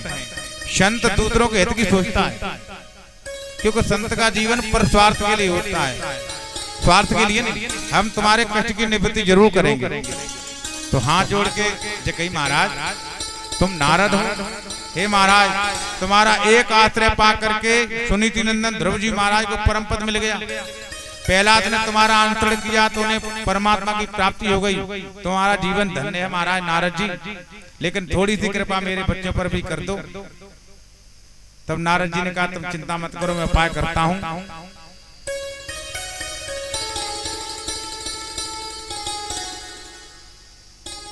कही मैया आप चिंता मत करो, आप तो भगवान कृष्ण के चरणों का ध्यान करो, आपका दुख की निवृत्ति अपने आप हो जाएगी। आप लोगों से एक निवेदन हो, चाहे आप सत्संग में जाएं, चाहे कथा में जाएं, चाहे किसी संत के पास जाएं, जहां समस्याओं का समाधान होता हो वहां कतई नहीं जाइए। क्या लिखा है भागवत जी में कि केवल आप परमात्मा के चरणों का ध्यान करो, दुख अपने आप चला जाएगा। श्री कृष्ण चरणम्बोजम स्मरणम दुखम गम्यति। अगर परमात्मा के चरणों का ध्यान करोगे तो दुख अपने आप भाग जाएगा। हर स्मृति सर्व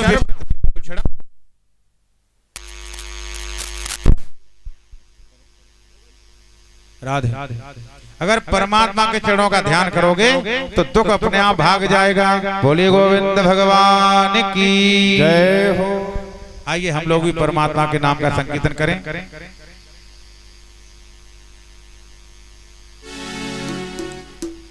ब्रज के नद लाला, ब्रज के नद लाला, राधा जी के सावरिया, सब दुख दूर हुए जब तेरा नाम लिया। ओ ब्रज के नद लाला, राधा जी के सावरिया, सब दुख दूर हुए जब तेरा नाम लिया। अरे राधा राधे राधे जपा करो, अरे राधे राधे जपा करो, कृष्ण नाम रस पिया करो। राधे राधे जपा करो, कृष्ण नाम रस पिया करो। राधे राधे राधे राधे जपा करो, कृष्ण नाम रस पिया करो। राधे राधे रटा करो, कृष्ण नाम रस पिया करो। राधे राधे जपा करो, कृष्ण नाम रस पिया करो। राधे राधे जपा करो, पिया करो। जय हो।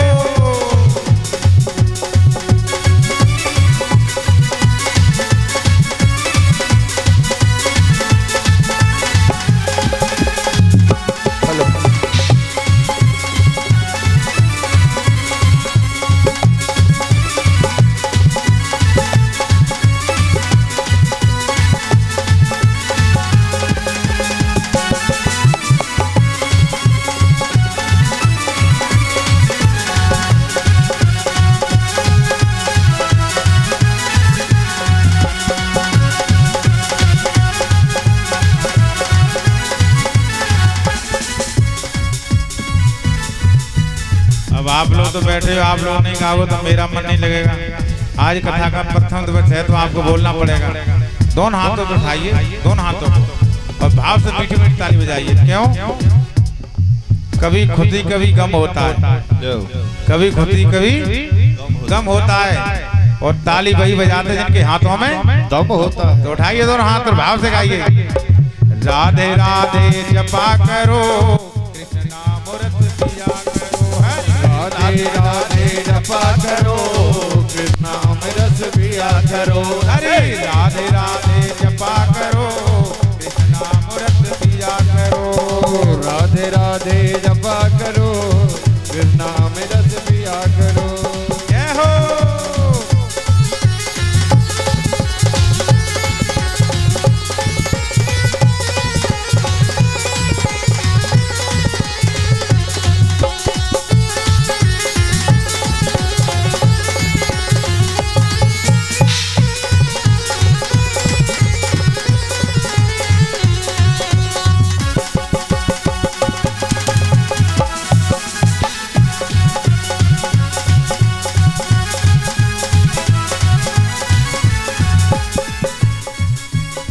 राधा रानी है महारानी, महिमा इनकी सब जग जानी। महिमा इसकी सब जग जानी, महिमा इसकी सब जग जानी। राधे रानी है महारानी, महिमा इनकी सब जग जानी। महिमा इनकी सब जग जानी, महिमा इनकी सब जग जानी।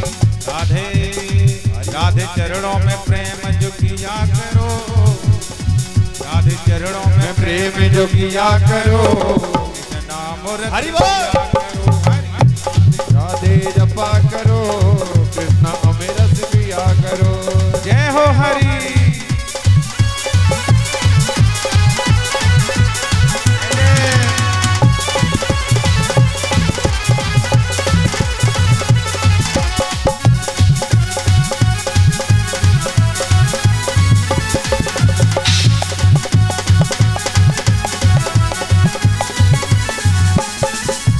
देखो भैया, बैठे बैठे कभी किसी की पहचान नहीं होती, वो कोशिश करने वालों की कभी हार। ट्राई अगेन टू ट्राई, कोशिश करनी चाहिए क्या नहीं? क्यों? कि लहरों से डर कर नौका पार नहीं होती, और कोशिश करने वालों की कभी हार नहीं होती।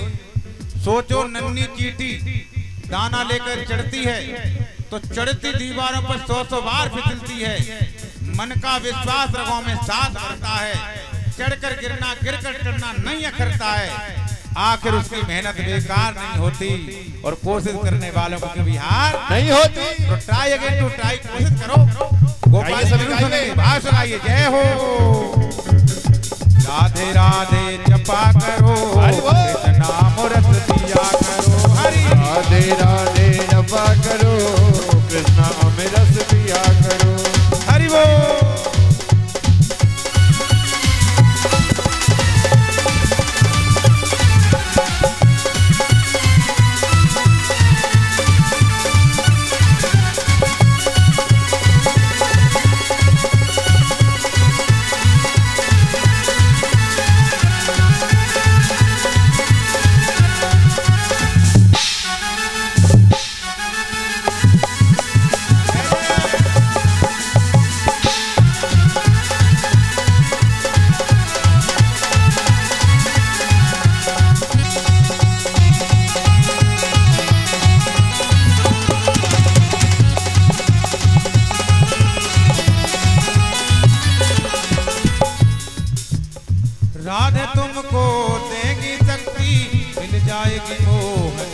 भक्ति मिल जाएगी मोहन की भक्ति, मिल जाएगी मोहन की भक्ति।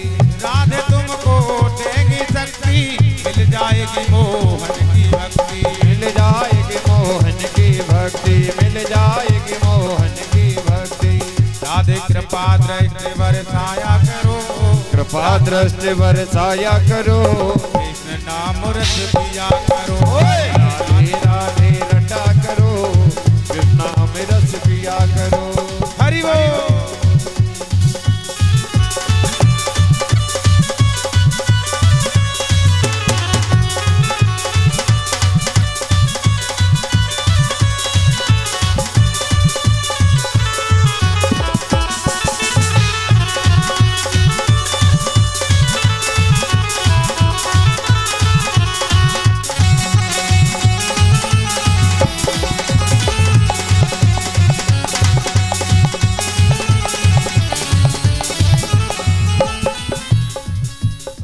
राधे जी में शरण त्यारी, प्यारी कृपा से मिले बिहारी, प्यारे कृपा से मिले बिहारी, प्यारे कृपा से मिले बिहारी।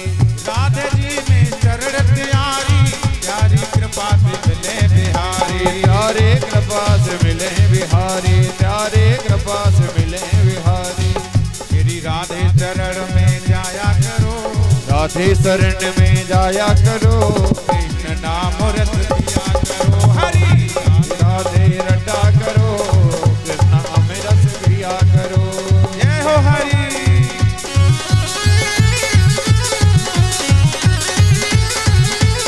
जय जय।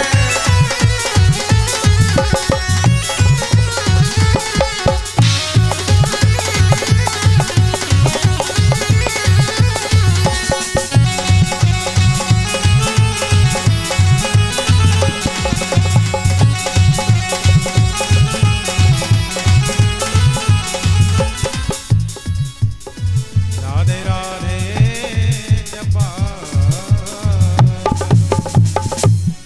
बोले बाल कृष्ण लाल की जय हो।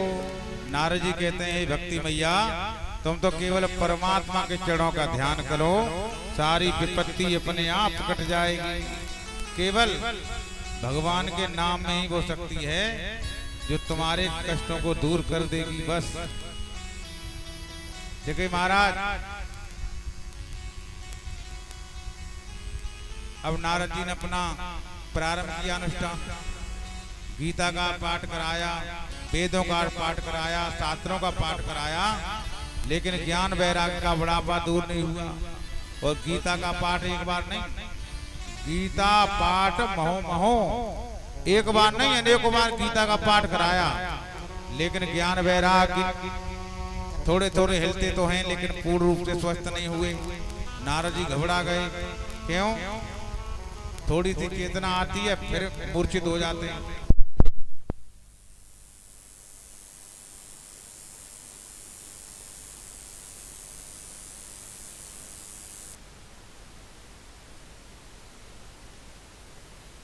तो भगवान की जय। नारद जी कहते हैं, हे भैयाओ, उनमें चेतना नहीं आई तो मेरे मन में भाव प्रकट हुआ, क्या करूं? क्योंकि भाई किसी डॉक्टर के पास मरीज ले जाऊं, उसके बाद जितना चूरन चटनी हो सब खवा दे, मरीज ठीक नहीं हो तो डॉक्टर घबरा जाएगा ना। नारद जी घबरा गए, क्या करें? तभी आकाशवाणी हुई, गई हे नारद जी तुम सत्कर्म करो। तो नारद जी ने कहा, प्रभु क्या वेद पढ़ना सत्कर्म नहीं है? क्या गीता पढ़ना सत्कर्म नहीं है? क्या शास्त्रों को पढ़ना सत्कर्म नहीं है? ये सत्कर्म फिर क्या है? तो बोला कोई संत बताएगा। और दोनों बातें गोलमाल, या तो भाई किसी महात्मा का नाम बता दे सत्कर्म ये बताएंगे, या सत्कर्म काम करेगा कौन ये बता देते।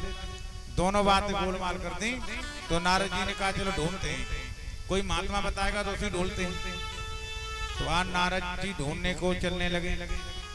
अब जो भी महात्मा मिले नारद जी को देख करके छोटे मोटे महात्मा तो आए दाएं बाएं हो जाएं, क्यों कि नारद जी ब्रह्म ज्ञानी हैं और ब्रह्म ऋषि हैं, कोई छोटे मोटे महात्मा हैं। वो एक आध महात्मा से मिले तो वो अपनी इज्जत बचाने के लिए हाथ जोड़ ले, महाराज आजकल हमारा मौन व्रत चल रहा है, हम बोलते नहीं। क्यों? क्योंकि नारद जी ब्रह्मपुत्र हैं, ब्रह्म ऋषि हैं, छोटे मोटे महात्मा नहीं है। अरे भाई आगरा का डॉक्टर वो किसी झोला छाप डॉक्टर से पूछे, महाराज इस बीमारी की दवा क्या है? तो बताओ। झोला छाप तो कहो महाराज काय को शर्मिंदा कर रहे हैं। तो नारद जी ब्रह्म ज्ञानी है। सब महात्मा पूछते महाराज सत्कर्म क्या है? तो महात्मा कहते हैं महाराज क्यों हमारी बेइज्जती कर रहे हैं? कहीं भी संतोषजनक जवाब नहीं मिला तो नारद जी कहते हैं मैं भद्र का आश्रम आया और तुम्हें देख करके लगा जैसे मैं तुमको देखा, हे भैया आओ, कहीं मुझे जवाब नहीं मिला। अब तुम्हारे पास आ गया हूँ, लेकिन तुम ऐसे हो, तुम्हें कभी भी उम्र नहीं मानती। तुम 16 वर्ष के रहते हो और हरिशरणम का जाप करते रहते हो और तुम में ये शक्ति है कि तुम वैसे ही बैकुंठ में सशरीर पहुंच गए। आज तक बैकुंठ में कोई गया नहीं है बिना मरे, लेकिन ये चारों महात्मा सर्वशरीर पहुंच गए। तो महाराज आप में वो शक्ति है, कृपा करके बताइए मेरे दुख का कारण ये है कि सत्कर्म क्या है? तो चारों महात्मा ने मुस्कुरा कर कहा भैया जिस सत्कर्म और कुछ नहीं है। क्या है? चिंता मत करो, तुम्हारी समस्या का समाधान मेरे पास है। बोले क्या है? सत्कर्म सूचको नूनम ज्ञान स्मृत है बुध श्रीमद् भागवतालाप शतुगीत सुखादि। बोले तुम्हारे जो सत्कर्म है और कुछ नहीं है, श्रीमद् भागवत कथा है। अगर ज्ञान वैराग को ठीक कराना चाहते हो तो भागवत की कथा कराओ। नारद जी कहने लगे महाराज ये विश्वास मेरा भी था, ये भागवत को आप बता रहे हो इसे मैं भी जानता हूँ। मेरे पिता ब्रह्मा जी ने मुझे इसका पान कराया था, लेकिन भैया जब वेदों को सुनाया, गीता को सुनाया, उपनिषदों को सुनाया तो भागवत से क्या हो जाएगा?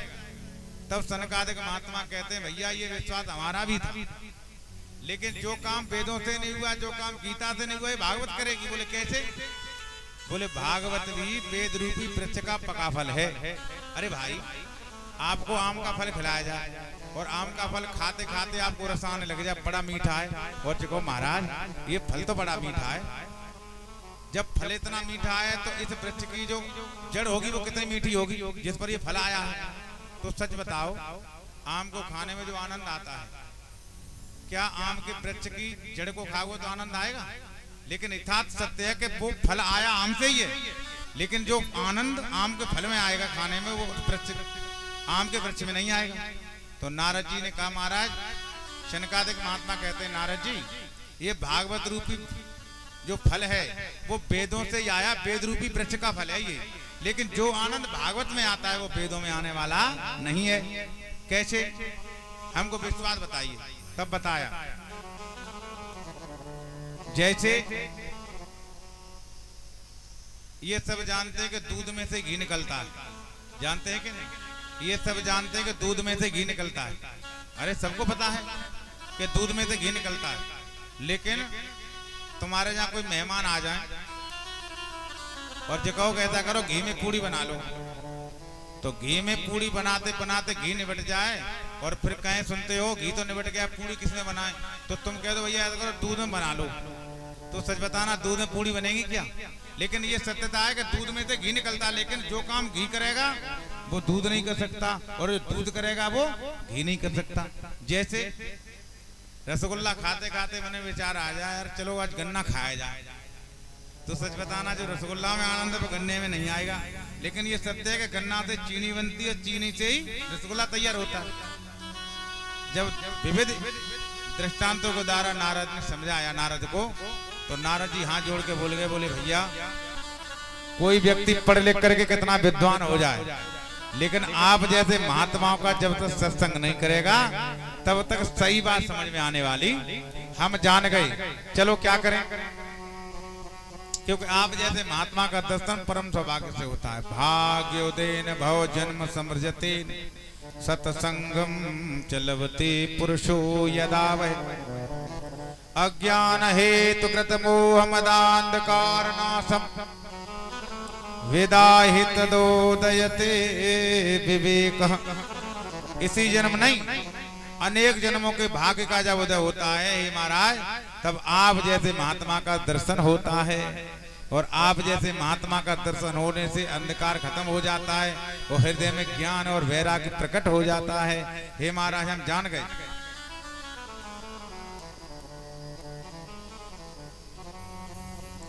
बोले क्या करें? बोले ज्ञान वैराग्य का बुढ़ापा दूर करना तो भागवत की कथा कराओ। बोले कहाँ करें? बोले हरिद्वार पर। तो भद्र का आश्रम है हरिद्वार से ऊपर, वहां से वो चारों महात्मा आए। हरिद्वार पे आनंद वन में जाकर के बालू की व्यास गद्दी बनाई, चारों महात्मा बैठ गए। इधर नारद जी गए ज्ञान भक्ति वैराग्य और मैया भक्ति को ला करके वहां 3 आसन लगाए। जब अनेक महात्माओं को पता चला तो कुछ महात्मा अपने परिवार वाले थे, अपने परिकर को लेकर आए, कुछ अपने सत्य परिकर को, शिष्य परिकर को लेकर आए, चेला चपाटों को लेकर आए। अनेक महात्मा हरिद्वार में पहुंच गए। क्यों? हरिद्वार, हरि का द्वार है हरिद्वार। नीचे वाले भी ऊपर आ सकते हैं और ऊपर वाले भी नीचे आ सकते हैं। हरिद्वार बीच में है, तो बीच में कथा होगी। तो कथा का महत्व है कि ऊपर से भी कथा नीचे आकर होती है, ऊपर कथा नहीं मिलती, कथा नीचे ही होती है। इसलिए जो आनंद यहाँ है ना मृतलोक में, वो बैकुंठ में भी नहीं। बैकुंठ में कथा सुनने को नहीं मिलेगी, बैकुंठ में जन्माष्टमी मनाने को नहीं मिलेगी, बैकुंठ में राम जन्मोत्सव मनाने को नहीं मिलेगा। वहां तो केवल भगवान का दीदार करते रहो। लेकिन जो मृतलोक में आकर के आनंद है, लेकिन हम आनंद ले सकते हैं तभी तो। अब हमने अपनी आनंद को तो खत्म ही कर लिया है। हम तो विषयों में इतने फंस गए कि आनंद हमारा खत्म हो गया। सज्जनों, अनेक महात्मा आ गए, सब जय जयकार करने लगे। जय शब्दो नमा शब्द शंख शब्द स्तैव च। जय जयकार होने लगी। अब सनकादिक महात्मा ने कथा प्रारंभ किए। सदा से अभ्यास श्रीमद् भागवती कथा यस्य स्मरण मात्रेण हच्चित्तम समाससेत। भगवान की कथा सदैव सुनने योग्य है। जैसे जैसे आप परमात्मा की कथा को सुनते हैं, मेरे भगवान आपके हृदय में चिपक जाते हैं। और हम कितना निकालने की कोशिश करें, भगवान निकलने वाले नहीं हैं।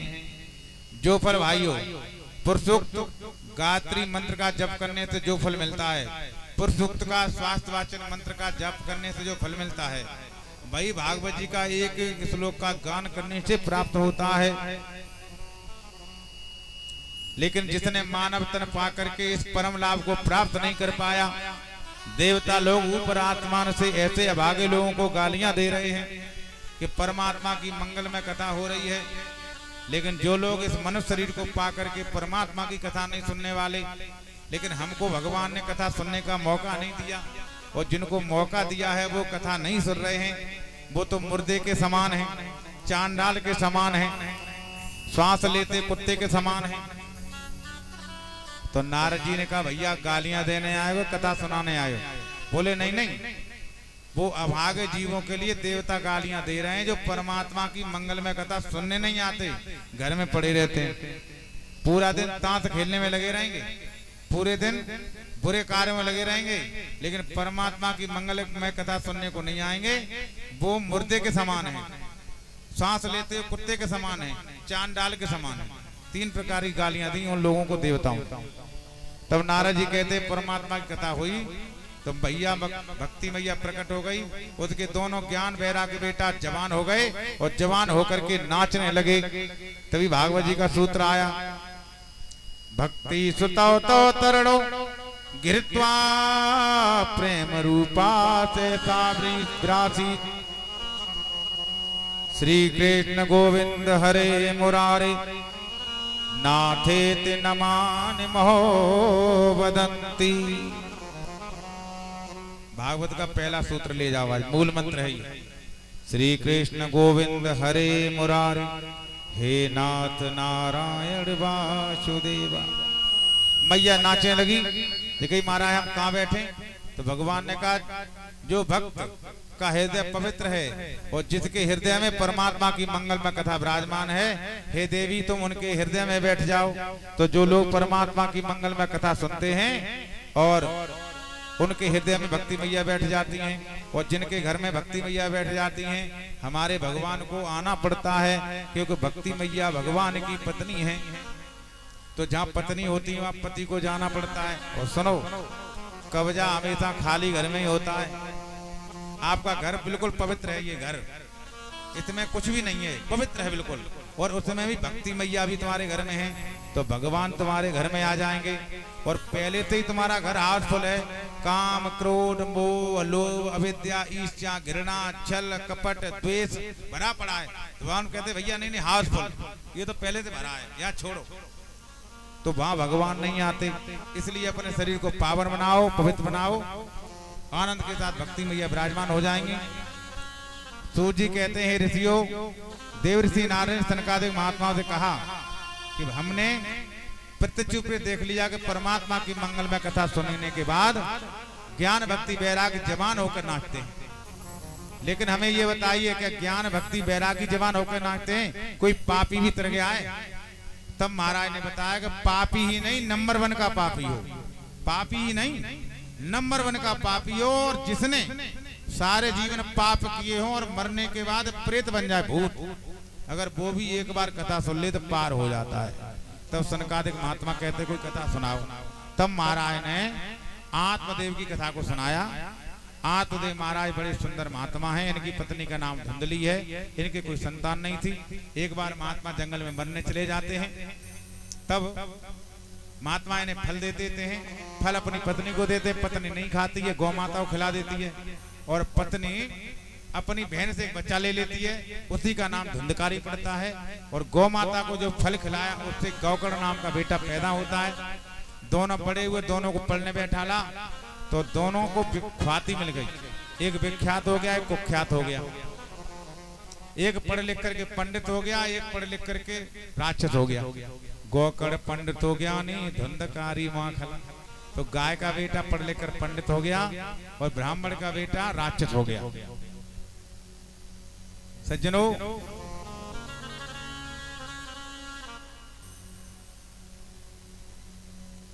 पंडित का अर्थ क्या है? शत असत विवेचनी बुद्धि से पंडिता, जिसकी बुद्धि सही अच्छे बुरे की पहचान की कर ले, जिसकी बुद्धि सत्य असत्य की पहचान करने की जिसकी बुद्धि की क्षमता है, ऐसा व्यक्ति पंडित होता है। हम तो ये जान नहीं पाते कि कौन सी चीज अच्छी है, कौन सी चीज खराब है, और हम वो भी कर रहे हैं। देखो, हमारा तुम्हारा भोजन क्या है? शुद्ध शाकाहारी भोजन है, फिर भी हम मांस खा रहे हैं। हमारा पीने के लिए क्या है? पानी है, हम उसकी जगह मदिरा पान कर रहे हैं। तो हमारी बुद्धि अच्छे बुरे की पहचान क्या कर रही है? जिसकी बुद्धि अच्छे बुरे की पहचान कर ले, अगर ऐसी बुद्धि का जो मालिक है वो पंडित है। एक बार बोलो जय जय श्री। अच्छे बुरे की पहचान करने वाली बुद्धि का मालिक पंडित होता है। अब पंडित एक प्रकार का नहीं होता। पोती पढ़ पढ़ जगमुआ पंडित हुआ न कोई, 2.5 अक्षर प्रेम के पढ़े तो पंडित होए। अब पंडित वो भी होता है, पंडित वो भी होता है जो अपनी पत्नी के अलावा दूसरी और को माता बहन समझता है। अगर ऐसी बुद्धि का जो भी मालिक है वो भी पंडित है। अपने धन के अलावा दूसरे के धन को मिट्टी के बराबर समझने वाला भी पंडित होता है। अब एक गांव में भी तुम्हारे पंडित होता है, कौन सा? कोई ज्यादा सफाई से रहता हो, और भाई तुमने छोए ले, लोग क्या कहते हैं?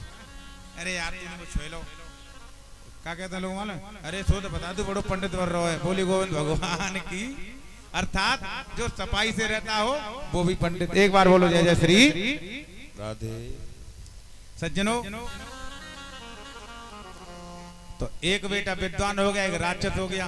राक्षस को पिताजी ने समझाया, नहीं माने। जो गौकर्ण महाराज ने ज्ञान दिया, पिताजी जंगल में चले गए, भागवत 10वें स्कंद का पाठ किया, अंत में मोक्ष को मिल गया। रह गई घर में मैया। एक दिन गौकर्ण महाराज तपस्या चले गए तीर्थ यात्रा पर, घर में 2 लोग रह गए। एक दिन इसने अपनी मैया से कहा, मैया धन दे दो नहीं तो मार देंगे। मैया चली गई, निकले घर में, कुआं में गिर के उसका प्राणांत हो गया। अकेला रह गया धुंधकारी। 5-5 वेश्याओं को रख लिया, बहुत धन कमा के लाता है। एक दिन वेश्याओं ने और इसे बांध के रस्सी से जलती आग इसके मुंह में डाल दी। अंत में ये मर गया। इसने जीवन पर्यंत कोई अच्छा कार्य नहीं किया, तो मरने के बाद प्रेत बन गया। अब प्रेत बन के पड़ा, वेश्याएं धन लेकर चली गई। सज्जनों, अपने भैया को इसने सपना दिया। गौकर्ण महाराज जी इसकी श्राद्ध करने गया में गए, फिर भी इसका कल्याण नहीं हुआ। गौकर्ण महाराज घर आते हैं तो ये कभी भूत बन जाता है, प्रेत बन के आता है। तो भैया ने कहा तुम चले जाओ, सुबह तुम्हारा निराकरण करेंगे। सूर्य भगवान को आग्रह देकर निवेदन किया तो सूर्य भगवान ने कहा तुम कथा करो। तब महाराज गौकर्ण ने अपने भैया के उद्धार के लिए भागवत की कथा करी, और भागवत की कथा को सुन करके धुंधकारी 7 दिन में एक बांस पे आकर बैठ गया था। काला कपड़ा बांध के बांस काट देना था, ठीक है कल। उस पर बैठ गया तो 7 दिन की कथा सुनकर पूरा बांस फट गया और अंत में स्वर्ग से विमान आया, उसका कल्याण हो गया। तो गोकर्ण ने कहा भैया सब लोगों ने कथा सुनी, तेरा कल्याण कैसे हो गया? बोले कथा मैंने एक मन से सुनी। फिर कहा तुम दोबारा कथा करो। श्रावण के महीना में दोबारा कथा करी तो जितने लोग कथा सुनने आए सबका कल्याण हो गया। भगवान श्री कृष्ण प्रकट हुए और गोकर्ण महाराज को छाती से लगा लिया। इस प्रकार भागवत का महात्म पूर्ण होता है। आगे भी काफी चर्चा है, कल शेष कथाओं पर निवेदन करेंगे। भगवान की कथा तो अमृत है, जो इसका पान करता है उसका जीवन धन्य हो जाता है। आइए भागवत के महात्म को हमने संक्षेप में श्रवण पान कराया। कल नवीन कथा में प्रवेश करेंगे, कल भागवत में प्रवेश करेंगे। ये था भागवत का महात्म में जो 6 अध्याय में है, 504 श्लोक है। आइए परमात्मा का मंगल में कीर्तन कर लें, फिर कथा को आज विराम कर रहे हैं। कल कथा 12 बजे से प्रारंभ हो जाएगी, 5 बजे तक चलेगी। 12 बजे से प्रारंभ होकर के 5 बजे तक चलेगी। कथा होगी नित्य प्रत रोजाना, और सुबह 7 बजे से हर इच्छा तक हवन होगा। सुबह कल भी परिक्रमा, सुबह से परिक्रमा शुरू होगा। तो जिन जिन बहनों ने कलशों को भरा है, लाई है माताएं, वो परिक्रमा करने आए। प्रथम दिन जौ से परिक्रमा करें, द्वितीय दिवस किसी से परिक्रमा करें जिसकी आपकी स्वेच्छा हो। परीक्षित एकपति महाराज जमीन पर भी सोएं, अल्प भोजन करें और परमात्मा का भजन करें और प्रेम और भाव से मंगल में परमात्मा की कथा को सुने। कल से हम नई कथा में प्रवेश करेंगे भागवत जी में। आज भागवत के महात्म की कथा को हमने संक्षेप में कहा। आप सभी लोग मिलकर के मेरे साथ कीर्तन बोले, फिर कथा विराम। बोले गोविंद भगवान की जय जय श्री राधे श्याम।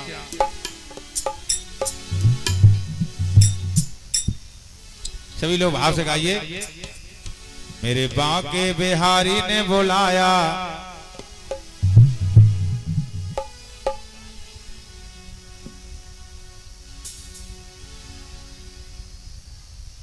मेरे बांके बिहारी ने बुलाया, चली मैं वृंदावन को चली। मेरे बांके बिहारी ने बुलाया, चली मैं वृंदावन को चली। चली मैं वृंदावन को चली, चली मैं वृंदावन को चली। मेरे बांके बिहारी ने बुलाया, मेरे बांके बिहारी ने बुलाया, चली मैं वृंदावन को चली। मेरे बांके बिहारी ने बुलाया, चली मैं वृंदावन को चली। जय हो।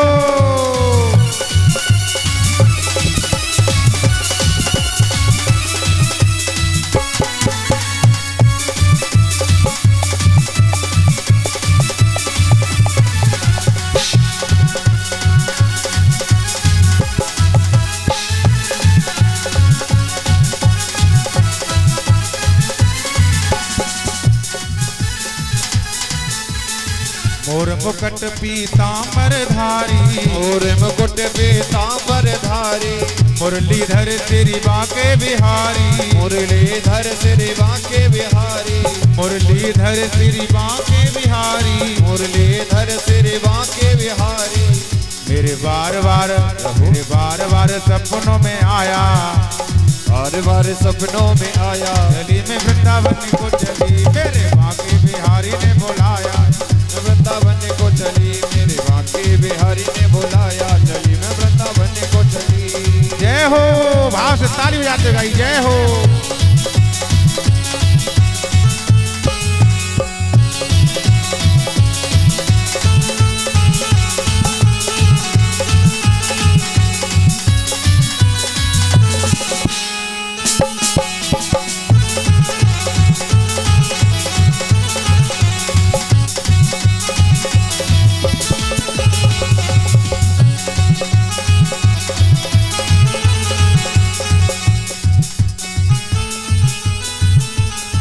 पावली होई में तो कमली होई, पागल होई मैं तो कमली होई।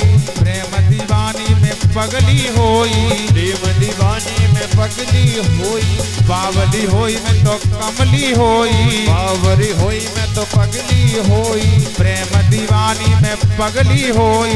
प्रेम दीवानी में पगली होई।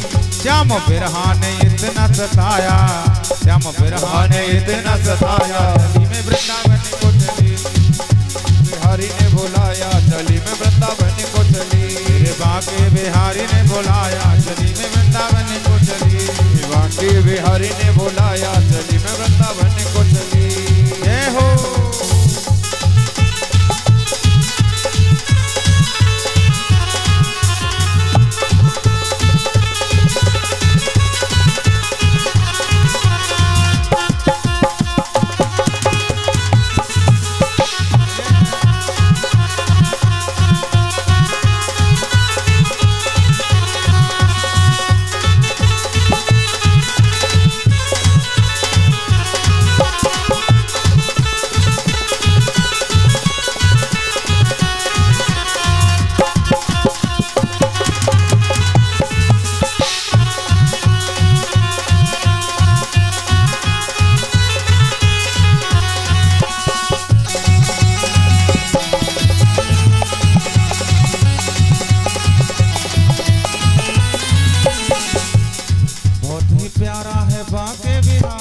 बहुत ही प्यारा है बाके बिहारी, सूरत पे उसके जाऊं मैं वारी, सूरत पे उसकी मैं जाऊं मैं वारी, सूरत पे उसकी जाऊं मैं वारी, सूरत पे उसकी जाऊं मैं वारी। उसने ऐसा दीवाना बनाया, ऐसा दीवाना बनाया, चली में वृंदावन को चली, मेरे बाके बिहारी ने बुलाया, चली में वृंदावन को चली, बाकी बिहारी ने बुलाया चली में वृंदावन को चली, चली में वृंदावन को चली, चली में वृंदावन को चली, चली में वृंदावन को चली, चली में वृंदावन को चली। मेरे श्याम का संदेश आया, मेरे श्याम का संदेश आया, चली में वृंदावन को चली, मेरे श्याम का संदेश आया चली में वृंदावन को चली। जय हो। दोनों हाथों से भाव से ताली बजाते हुए जय जय श्री राधे।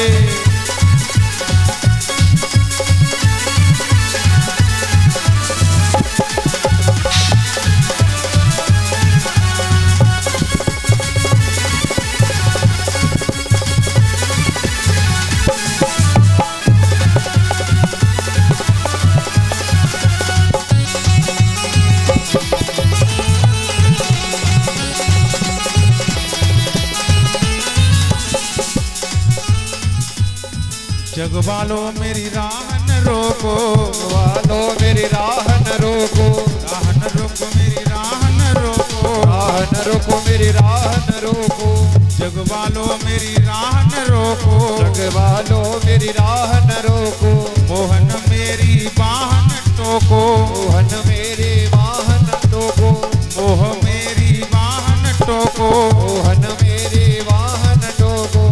मेरा मेरा जग से जी भर आया, मेरा जग से जी भर आया, चली में वृंदावन को चली, बाकी बिहारी ने बुलाया चली में वृंदावन को चली, मेरे पिया का संदेश आया, चली में वृंदावन को चली, मेरे पिया का संदेश आया चली में वृंदावन को चली, चली में वृंदावन को चली। जय हो।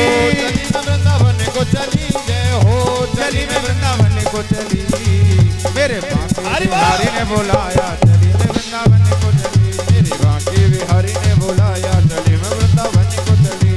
जय हो हरि।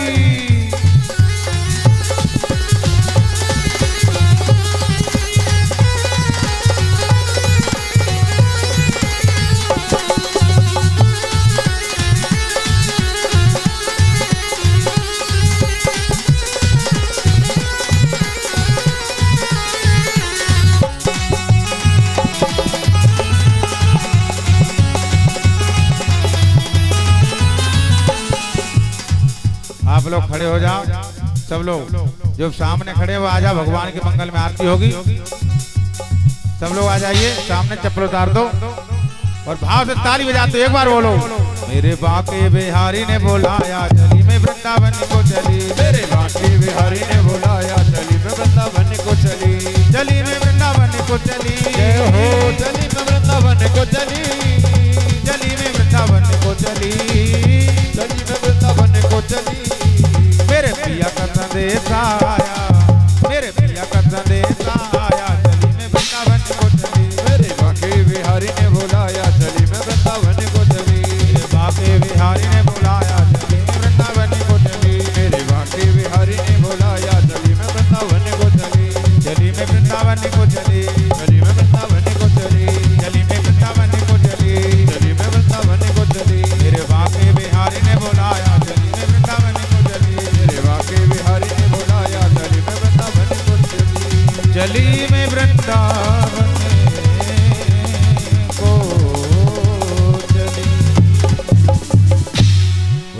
लाल कृष्ण लाल की जय जय जय।